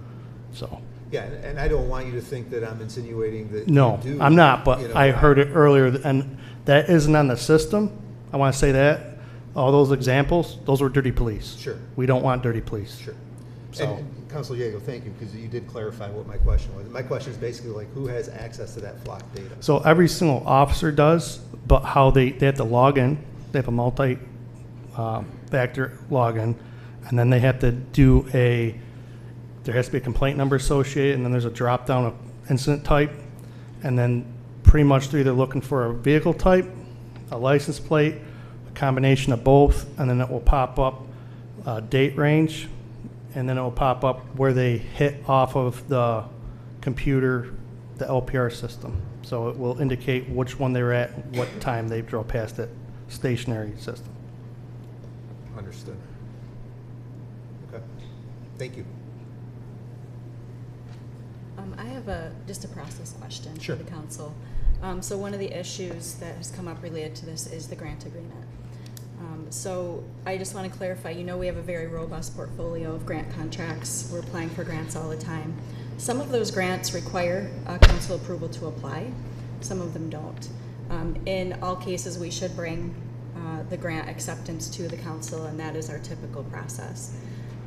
Do you want to talk through, we've been writing a lot of policies lately, a policy related to grants. Do you want us to bring everyone, or just make sure that there's a grant acceptance? You talked about the USTA grant.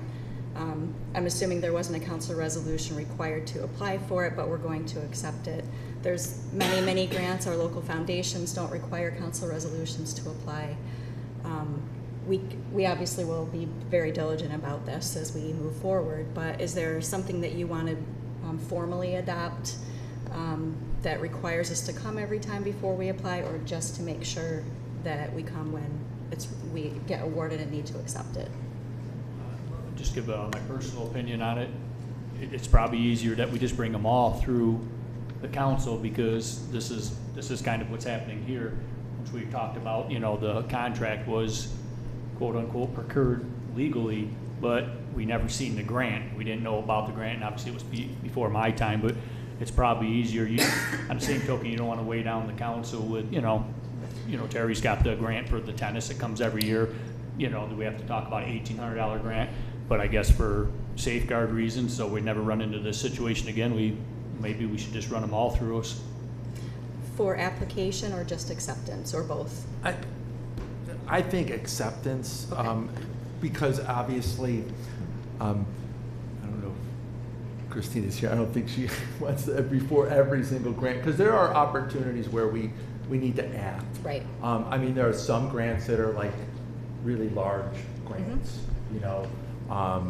It's important to know certain grants that have a certain threshold, but if, you know, I think for the most part, you know, I think giving staff latitude to apply for grants, but if it's a huge New York State grant, or, you know, obviously there's grants that need letters of support and approval, and we've approved those kinds of grants ahead of time. But it's a matter of threshold, and I think, you know, something like $122,000 grant, and, you know, when we're going toward that would have helped. But again, there's a threshold that I think is well, you know, larger grants possibly, but for the most part, you know, for the most part, you're free to, the staff is free to apply for grants. Okay. You know, a lot of times I'm making sure to just make you aware of things in my report. Yes. You know, we'll make sure that that happens if we're applying for grants, and then for sure bring them for grant acceptance. I know our current comptroller requires those resolutions in order to recognize the grant revenue. You know, anything, we again, the typical thing is that we do this every time. We will continue to do that. Thank you. Everybody good with that? No, I have one. So this just is an anomaly. This isn't normal. This not coming to the council to be accepted. It just happened this time. This isn't just common practice that sometimes we get them, sometimes we don't. No, our common practice is to bring grant acceptance resolutions to the council. That is our common practice. And this one did not. This one did not. And when we go back to look, we don't know where the breakdown of understanding. Okay. Councilor Carnell. I just want to acknowledge that I don't think there was anything nefarious. I think it just slipped through the cracks, and that can happen when you're dealing with so many different things. I would not want to slow down our staff or anybody else who's writing grants on our behalf to try to bring more things into the city, so I would not want to applications need to come before us unless the grant itself requires it. But it's not only good to bring, I think, the acceptance here, just so we all know what's coming in and what's happening, but it's good news for the city when we get these grants, and it's nice to share that good news. So I would like to be able to continue to do that for all of the grants that come in. Thank you for the direction. Thank you. Chief, thank you. And our next presentation is final balanced budget. We have our comptroller and city manager. Yes.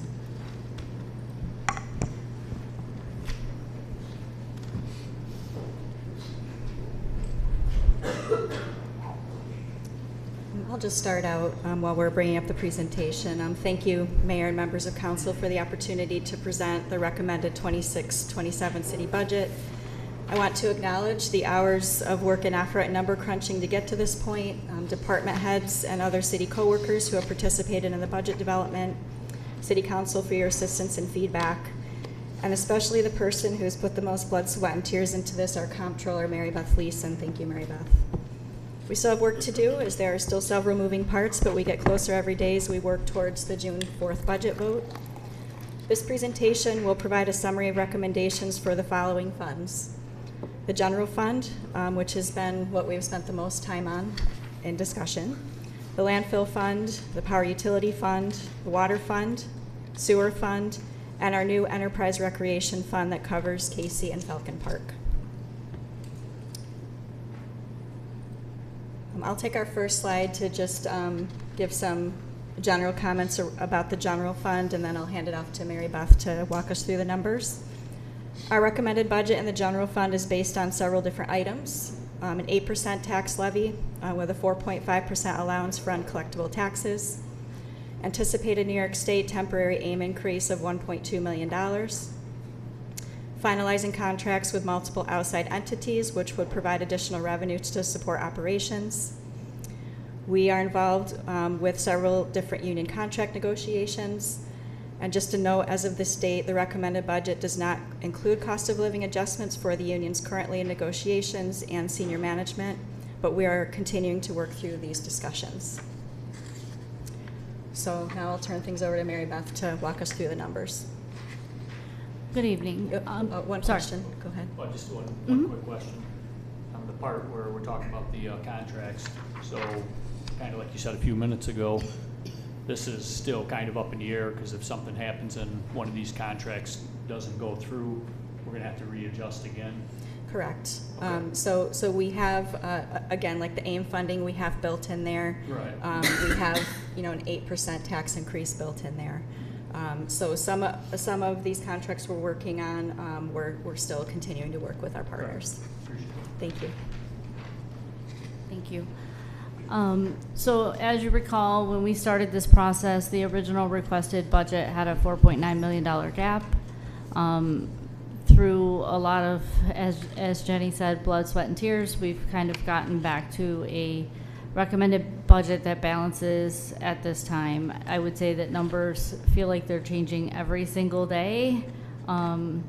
So I've been keeping a running list of every change, trying to make it easy for council to track and share that out, but it's changing rapidly, so trying to keep up with that feels like that's all I do lately. But we were able to increase revenues in some places and then obviously cuts. So departments with an 8% tax levy, it was 8.37% cut for each department. Obviously, it's not an exact science, so for example, the city manager's office had greater than 8.37%, but by and large, that's where everybody landed. So if we start with revenues, property tax and other tax items, the increase here was twofold. I had gotten property tax information related to pilots from Ada. Ada does the billing for all of the pilots that they grant. With the reval, some of those numbers changed, so we got updated numbers there. There were some other changes, small changes within that pilot calculation. In addition, we also had a couple of city pilots that were not included in the original list, and so when I went back through and verified with real property through the assessment roll, we were able to identify those, and so that number increased as well as the property tax to the 8%. Non-property tax items, we did increase the sales tax number slightly, as well as the occupancy tax. You've heard me talk a couple times now about sales taxes trending high. I am not budgeting it as high as it's trending right now, but I'm adding a little bit. We talked a little bit in our office this week about the cannabis tax as well. We just got another quarterly distribution of cannabis tax from the county, and that has gone up again, so our revenue from that seems fairly strong. Departmental income, that's really where, from parking revenue, that increases in there. So as we talked about in the fee schedule, we raised a lot of those parking fees. I was pretty conservative in what that revenue increase. I did a 20% increase to the revenue. The original revenue budget was based on actual collections from this year, but not taking into account delinquent parking tickets. So, the original budget that I had presented to you with the requested budget was pretty conservative. I did add 20% just because we're raising rates in our proposed fee schedule. use of money and property, that is related to retiree drug subsidy. So I actually went out to our consultant and said, can you give me a real estimate? Because we, at one point, had gotten 110,000 in 1 year, and the next year we got 8,000. So I was like, I need to know where we're really going to land. So they went through all of our medical claims and gave me an estimate. I still was pretty conservative. He was like, it's going to be somewhere between 30 and 50, and I only increased revenue by 25 because I'm trying to be conservative, so I'm sure that we can meet it. In the state aid, we're able to charge a couple of our grants for labor. So a couple of departments, as part of their budget adjustments, are going to claim the labor towards the grant.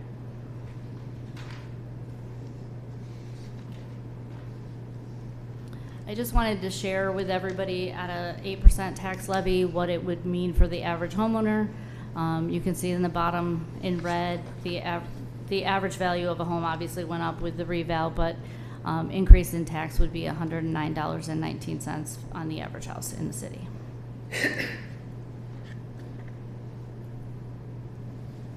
So we talked about the revenue adjustments, essentially 3.28 additional percentage in property tax, getting us that 547, the changes to the pilots.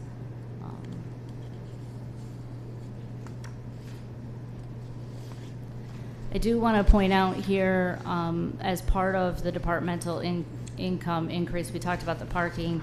Ambulance, with the way that their cuts happen, we did also have to decrease revenue. However, that was factored into Keziah's original presentation, so she is still budget neutral with that cut. And these are the two state aid sources that we will recognize revenue in the general fund to offset salaries.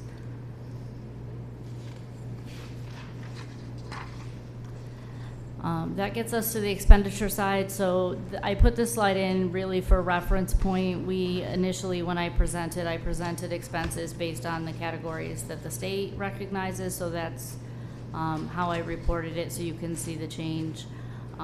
You'll see that, like, in some areas 8% isn't flat across the board. Keep in mind, a department like DPW is in multiple categories in this, so it's not as easy to look at as far as department by department. So for example, you know, street lighting falls in public safety on the state report, so the cuts there wouldn't necessarily reflect for DPW. We did provide an email earlier today that has a spreadsheet by department with the current budget, what has been spent, the requested budget, and then the recommended budget for you.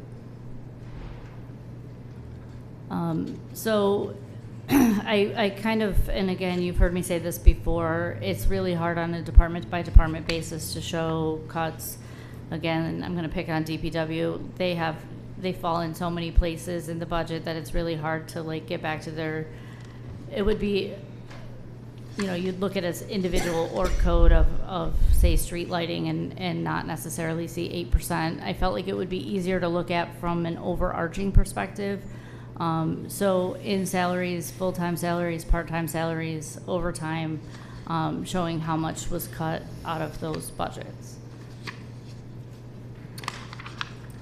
I was going to say, I'm going to turn it over to you for here. So the largest and most concerning impact in this recommended budget is the reductions to department salary lines, which results in elimination of multiple general fund positions across the city. We've already been feeling the impact of vacancies that we have held through this current fiscal year, and the loss of additional positions will have an even greater impact on our operations. So I'll just talk through the numbers. In the current year's budget, 25-26, this is just the general fund. This is not employees that are represented in other funds, so just the general fund. 273 full-time employees, 46 part-time employees. In the recommended budget, 243 full-time employees and 18 part-time employees. So the change there is 30 part-time and 28 part-time positions that would be eliminated in this recommended budget. Some detail on that. We would eliminate 13 vacant positions, eliminate 7 positions due to retirements, 1 position due to resignation, and eliminate 9 staffed positions.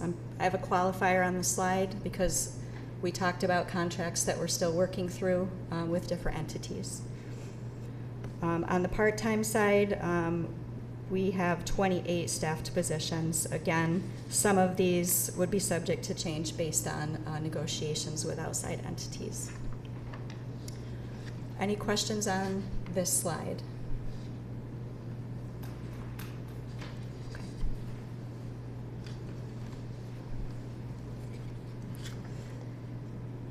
Moving down the budget and expenditures, I put equipment and contractual expenses, which would be things like services, et cetera, on the same slide.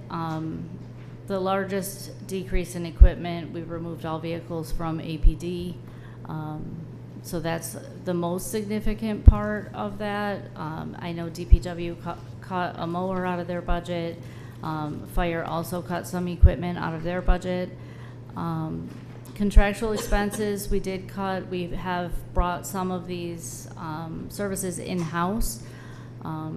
It does make me a little bit nervous because we have less people to do the work and we're taking more work back in, so it does make me a little bit nervous, but you know, facing the alternative, this is probably the best approach. The change in debt service, I did want to point this out, it almost nets out to 0. So as part of creating that new enterprise recreation fund, initially I did not allocate the debt to that fund that is related to Falcon Park. There is outstanding debt on Falcon Park. As you recall, CCC is paying a portion of that debt. Because the revenue is over in enterprise recreation, I did move the debt over. I did have to increase the transfer from the general fund to support enterprise recreation and make it break even. We'll talk about that a little bit more when I get to that fund. And then employee benefits. So the retirement, you've heard me talk about that a lot. The fiscal year of the state is how that cost is driven. So when I initially did projections in January, we were projecting from January through the end of March on salaries to come up with a projected retirement number. The state basically does that calculation for us. Staff in payroll and HR have worked a lot to make sure we are at gold standard reporting and that we are matching up as far as reporting to the state. Luckily, those numbers came in lower once we had actual salary dollars. So we were able to reduce those budgets some. The health insurance change, the decrease is primarily due to positions that we've eliminated in the budget, which would also drive dental and vision. Workers' compensation, historically in the budget we've allocated that based on salaries. I have a breakdown from the insurance company based on risk, so you know, my job isn't as risky as someone who's on the back of a trash truck. So I pay less workers' comp because my job isn't as risky. We allocated the costs based on that, which actually caused an increase to the general fund. This kind of just explains what I just talked about. Do you want me to stop at general fund or should I keep going? Any questions on general fund? Landfill fund. So if you recall, last year we did a significant increase to the rate for landfill in the hopes that we wouldn't have to do it again this year. I think we've achieved that. The only change on the expenditure side for the landfill is the workers' comp insurance. I think they took the biggest hit as far as workers' comp. Unfortunately, that's a dangerous job. This does add back to the fund balance. The fund balance is not strong in the landfill fund, but this will hopefully add back with this budget. And then, you know, as we go through this current year, I've already talked to Mr. Rhodes, and I know we're going to work on how we can be more efficient and that kind of thing as well to come up with a proposal for next year. Power Utility Fund. So this fund is a little bit tricky. We're all aware of the outstanding debt. The way that enterprise funds work, debt principal is not an expense, where in the general fund it is an expense. So although it's showing a surplus, once we have to make the debt principal payment, this fund will be at a loss again.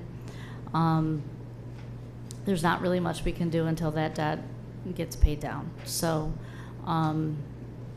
the good news about the Power Utility Fund is we have great staff that works on it, and with wet weather we're doing much better at this point than we were a few months ago, and I think we'll be close to hitting our revenue targets for this current fiscal year.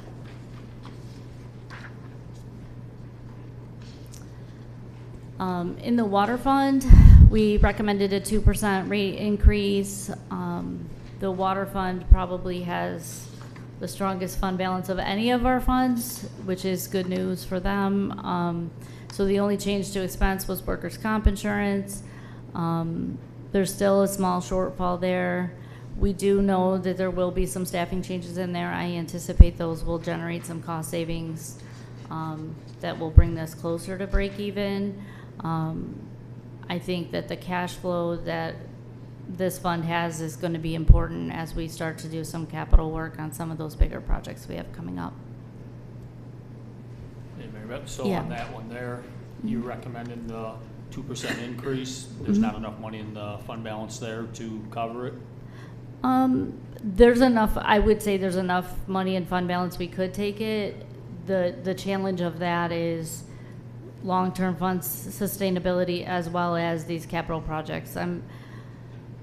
I don't know, Seth certainly could answer probably better than me, but I get concerned about some of these bigger projects, like that Franklin Street water main is going to be a big project, and cash flowing that and making sure that we're able to, you know, we're probably, I'm guessing, gonna have to bond for some of that, and being able to have fund balance to pay for long-term debt's gonna be important. All right, thank you. Mm-hmm.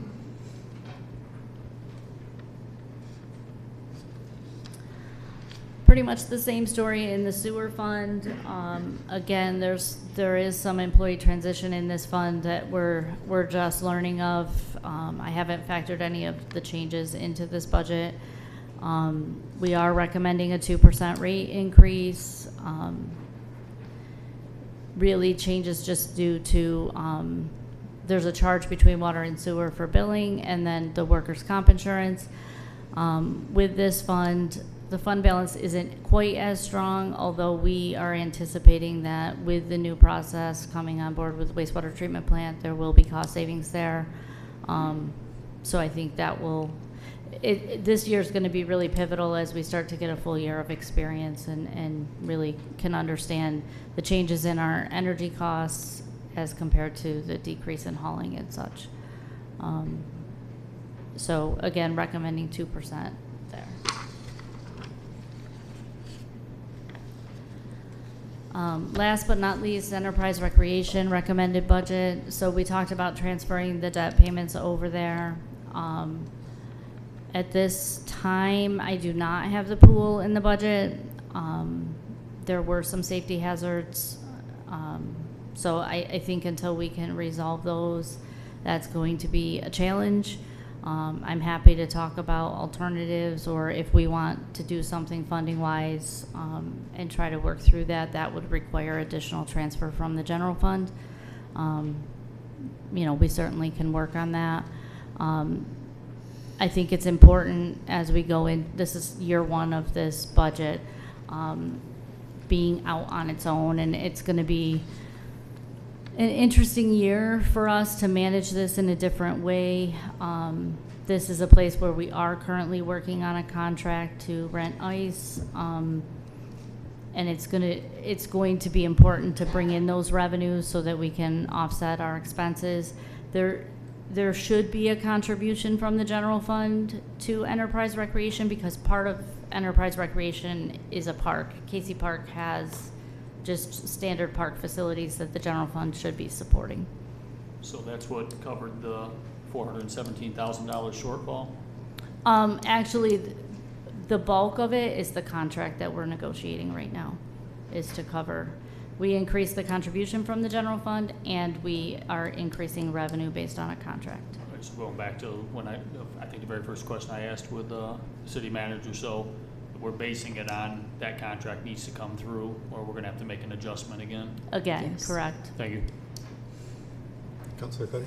Yes, thank you, Mayor. I just wanted to, we had a few constituents here about the swimming pool at Casey Park. And can we just elaborate on some of the concerns? Because it was brought up recently.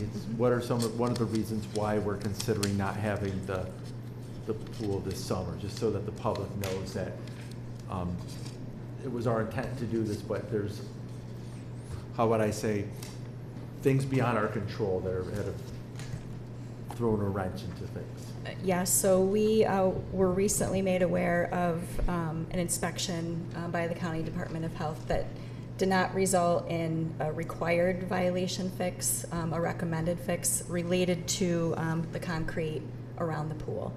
But as we went and reviewed what was happening in that area, we believe it would be a liability for the city to open until that repair is done.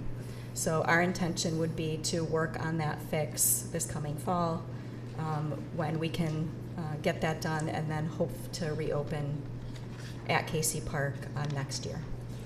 And in the meantime, you know, I strongly encourage working with the YMCA to come up with a solution so that we can have the Casey Park pool back open, because as you know, it's great for the kids, but it's also great for the adult population that likes to use the pool. So I just want to stress that this is a temporary thing based on concerns from the County Health Department and some structural things that are, you know, that the city has found to be a possible liability. But I want to, much like several items in this budget, you know, when we vote on this budget, we should be looking at, you know, next year's budget on ways that we can make sure we can continue to support or continue to serve the people while trying to, you know, maintain taxes, and so balance out service and taxes, so that next year we're not in this situation. I really don't want to do this again, this kind of situation again. So, but that's a big thing. The pool, as you people are here, have been here for the last couple of weeks. Right. I just want to piggyback on something you said. The YMCA has been very engaged in conversation with us, I know. Very willing to work together with us. So I want to express appreciation to the Y and Scott and Sabah for that. Great, thank you. Just one other thing. Yes. Last week, we had a couple suggestions connected to the possibility of the pool might not being able to open this year, that folks were saying the potential to have sprinklers down there once a week if the city had money for something like that, because it is hot there in central New York, and our community does rely on that pool, and they have for decades. But if there was something in our budget, in any of those contingency plans or in the fund balance, where we could look at something like that, maybe once a week or twice a week. I'm not sure what the logistics around that would be. Right. We can continue to look at options. I do want to note that we will have programming at Casey Park through our summer rec program, so it's not like we will have nothing for kids there. We have obviously a very an amazing program that's planned for the summer. So we will have stuff at Casey Park, but we will, Counselor, continue to look for opportunities for the cool down piece. And Manager, if I could, just to put a bow on this, if the city were to open the Casey Park pool, it would be against my legal advice. As council knows, I have reviewed the reports that came from the health department and our internal engineering report, and it would be an unacceptable risk for the city to open the pool based on what I have seen. Thank you. Any other questions? Yeah, just one last thing, Mayor, thank you. City Manager, talking like with Councilor Cuddy said, that's one thing obviously that's something that we wanted to get open. I know we have a paperwork from the YMCA saying they're willing to open their pool for the kids as well. Obviously, that's something we have to look at a little closer, but yeah, Mr. Sinsball did say he would do it zero profit on his end, just his cost to open a pool for, depending on how many weeks we wanted to do it. It's not outside, but it's at least it's an option until we can get this concrete fixed and everything and roll back into this thing next year, so it's something we can look at as well. Thank you. Any other questions for the council? Would we be able to use CDBG funding for that concrete work? I can look at, I know that we have used CDBG funding for Casey Park in the past. Without knowing the budget right now, Sure. I'll get back to you on that. Perfect. Okay? Ms. Leeson, thank you. I just have a couple questions for you. Sure. Current budget expenditures, how are we tracking with expenditures? So I did look a little bit, you know, we've had some positive things happen. When I looked last week, most departments are falling within budget. I think we're gonna have challenges in our utilities. Actually, so we bid out gas and electric supply. Our electric supply contract is up soon. So I'll be talking to, it's going out to bid right now, and then we'll see what we get for supply price. But I think electricity and gas are gonna be over budget in a lot of places. Otherwise, on the expenditure side, there's some overtime places that we're struggling. But by and large, people are sticking within their budget, so that's good. You know, we obviously have some revenue shortfalls in the general fund. I'm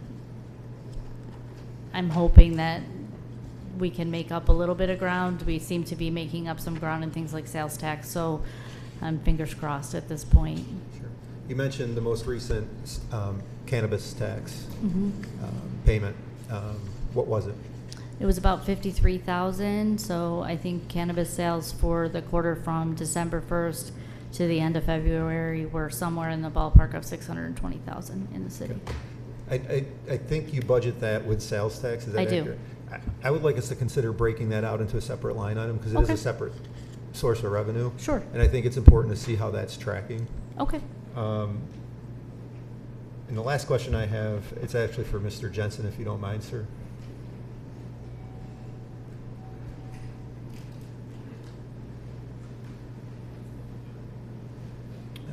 The proposed sewer and water increase is to 2%. On an average homeowner, what are we looking at quarterly and annually? Yeah, so I'd be happy to develop kind of a fully public document that shows every customer, Okay. but on average it would be about $4 a quarter. Okay. All right. For both? $16 a year for the 15 unit user. Okay. Very good. Thank you. You're welcome. Yes. Go ahead. Since Mr. Jensen is up, I know that we are working, we've been working with outside communities or the towns and villages that contract with us. Correct. Are the increases that are happening to the, to the people that live in Auburn, are they analogous to what the kind of contracts we're working with, the methodologies that we're working with the surrounding towns and villages? Right now, the way that we're in agreements with those towns is they pay either 5 or 15% above the retail rate, depending on which agreement there is.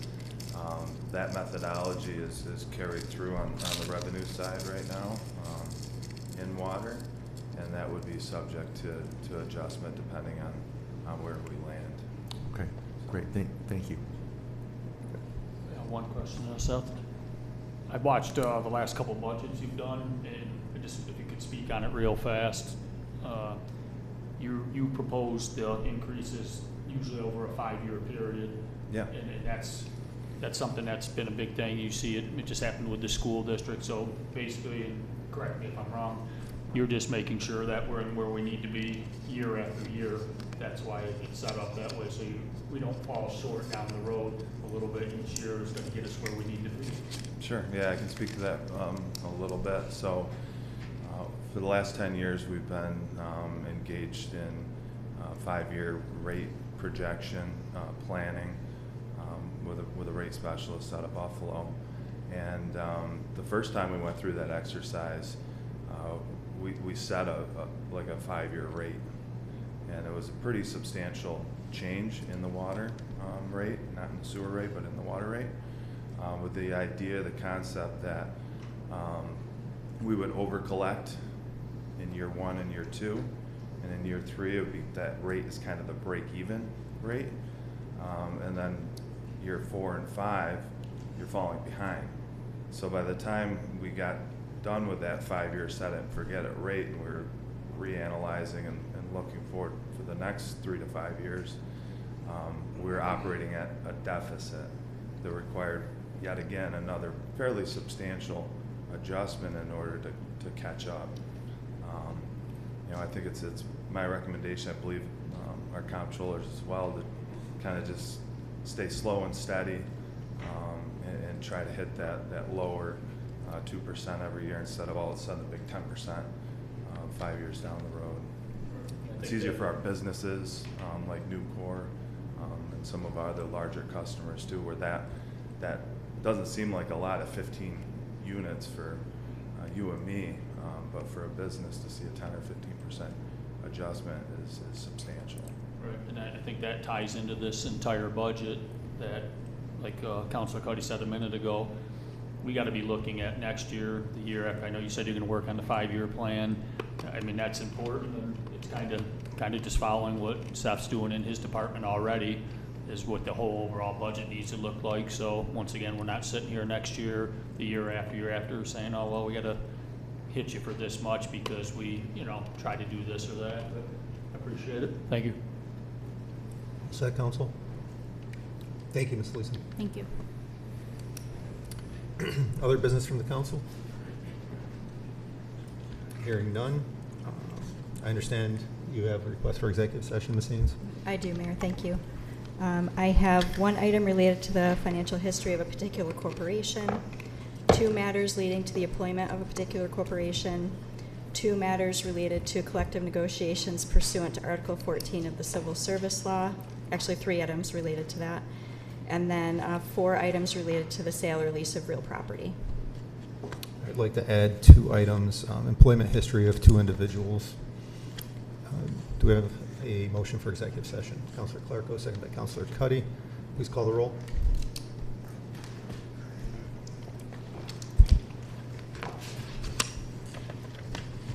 Motion for executive session at 7:13 p.m.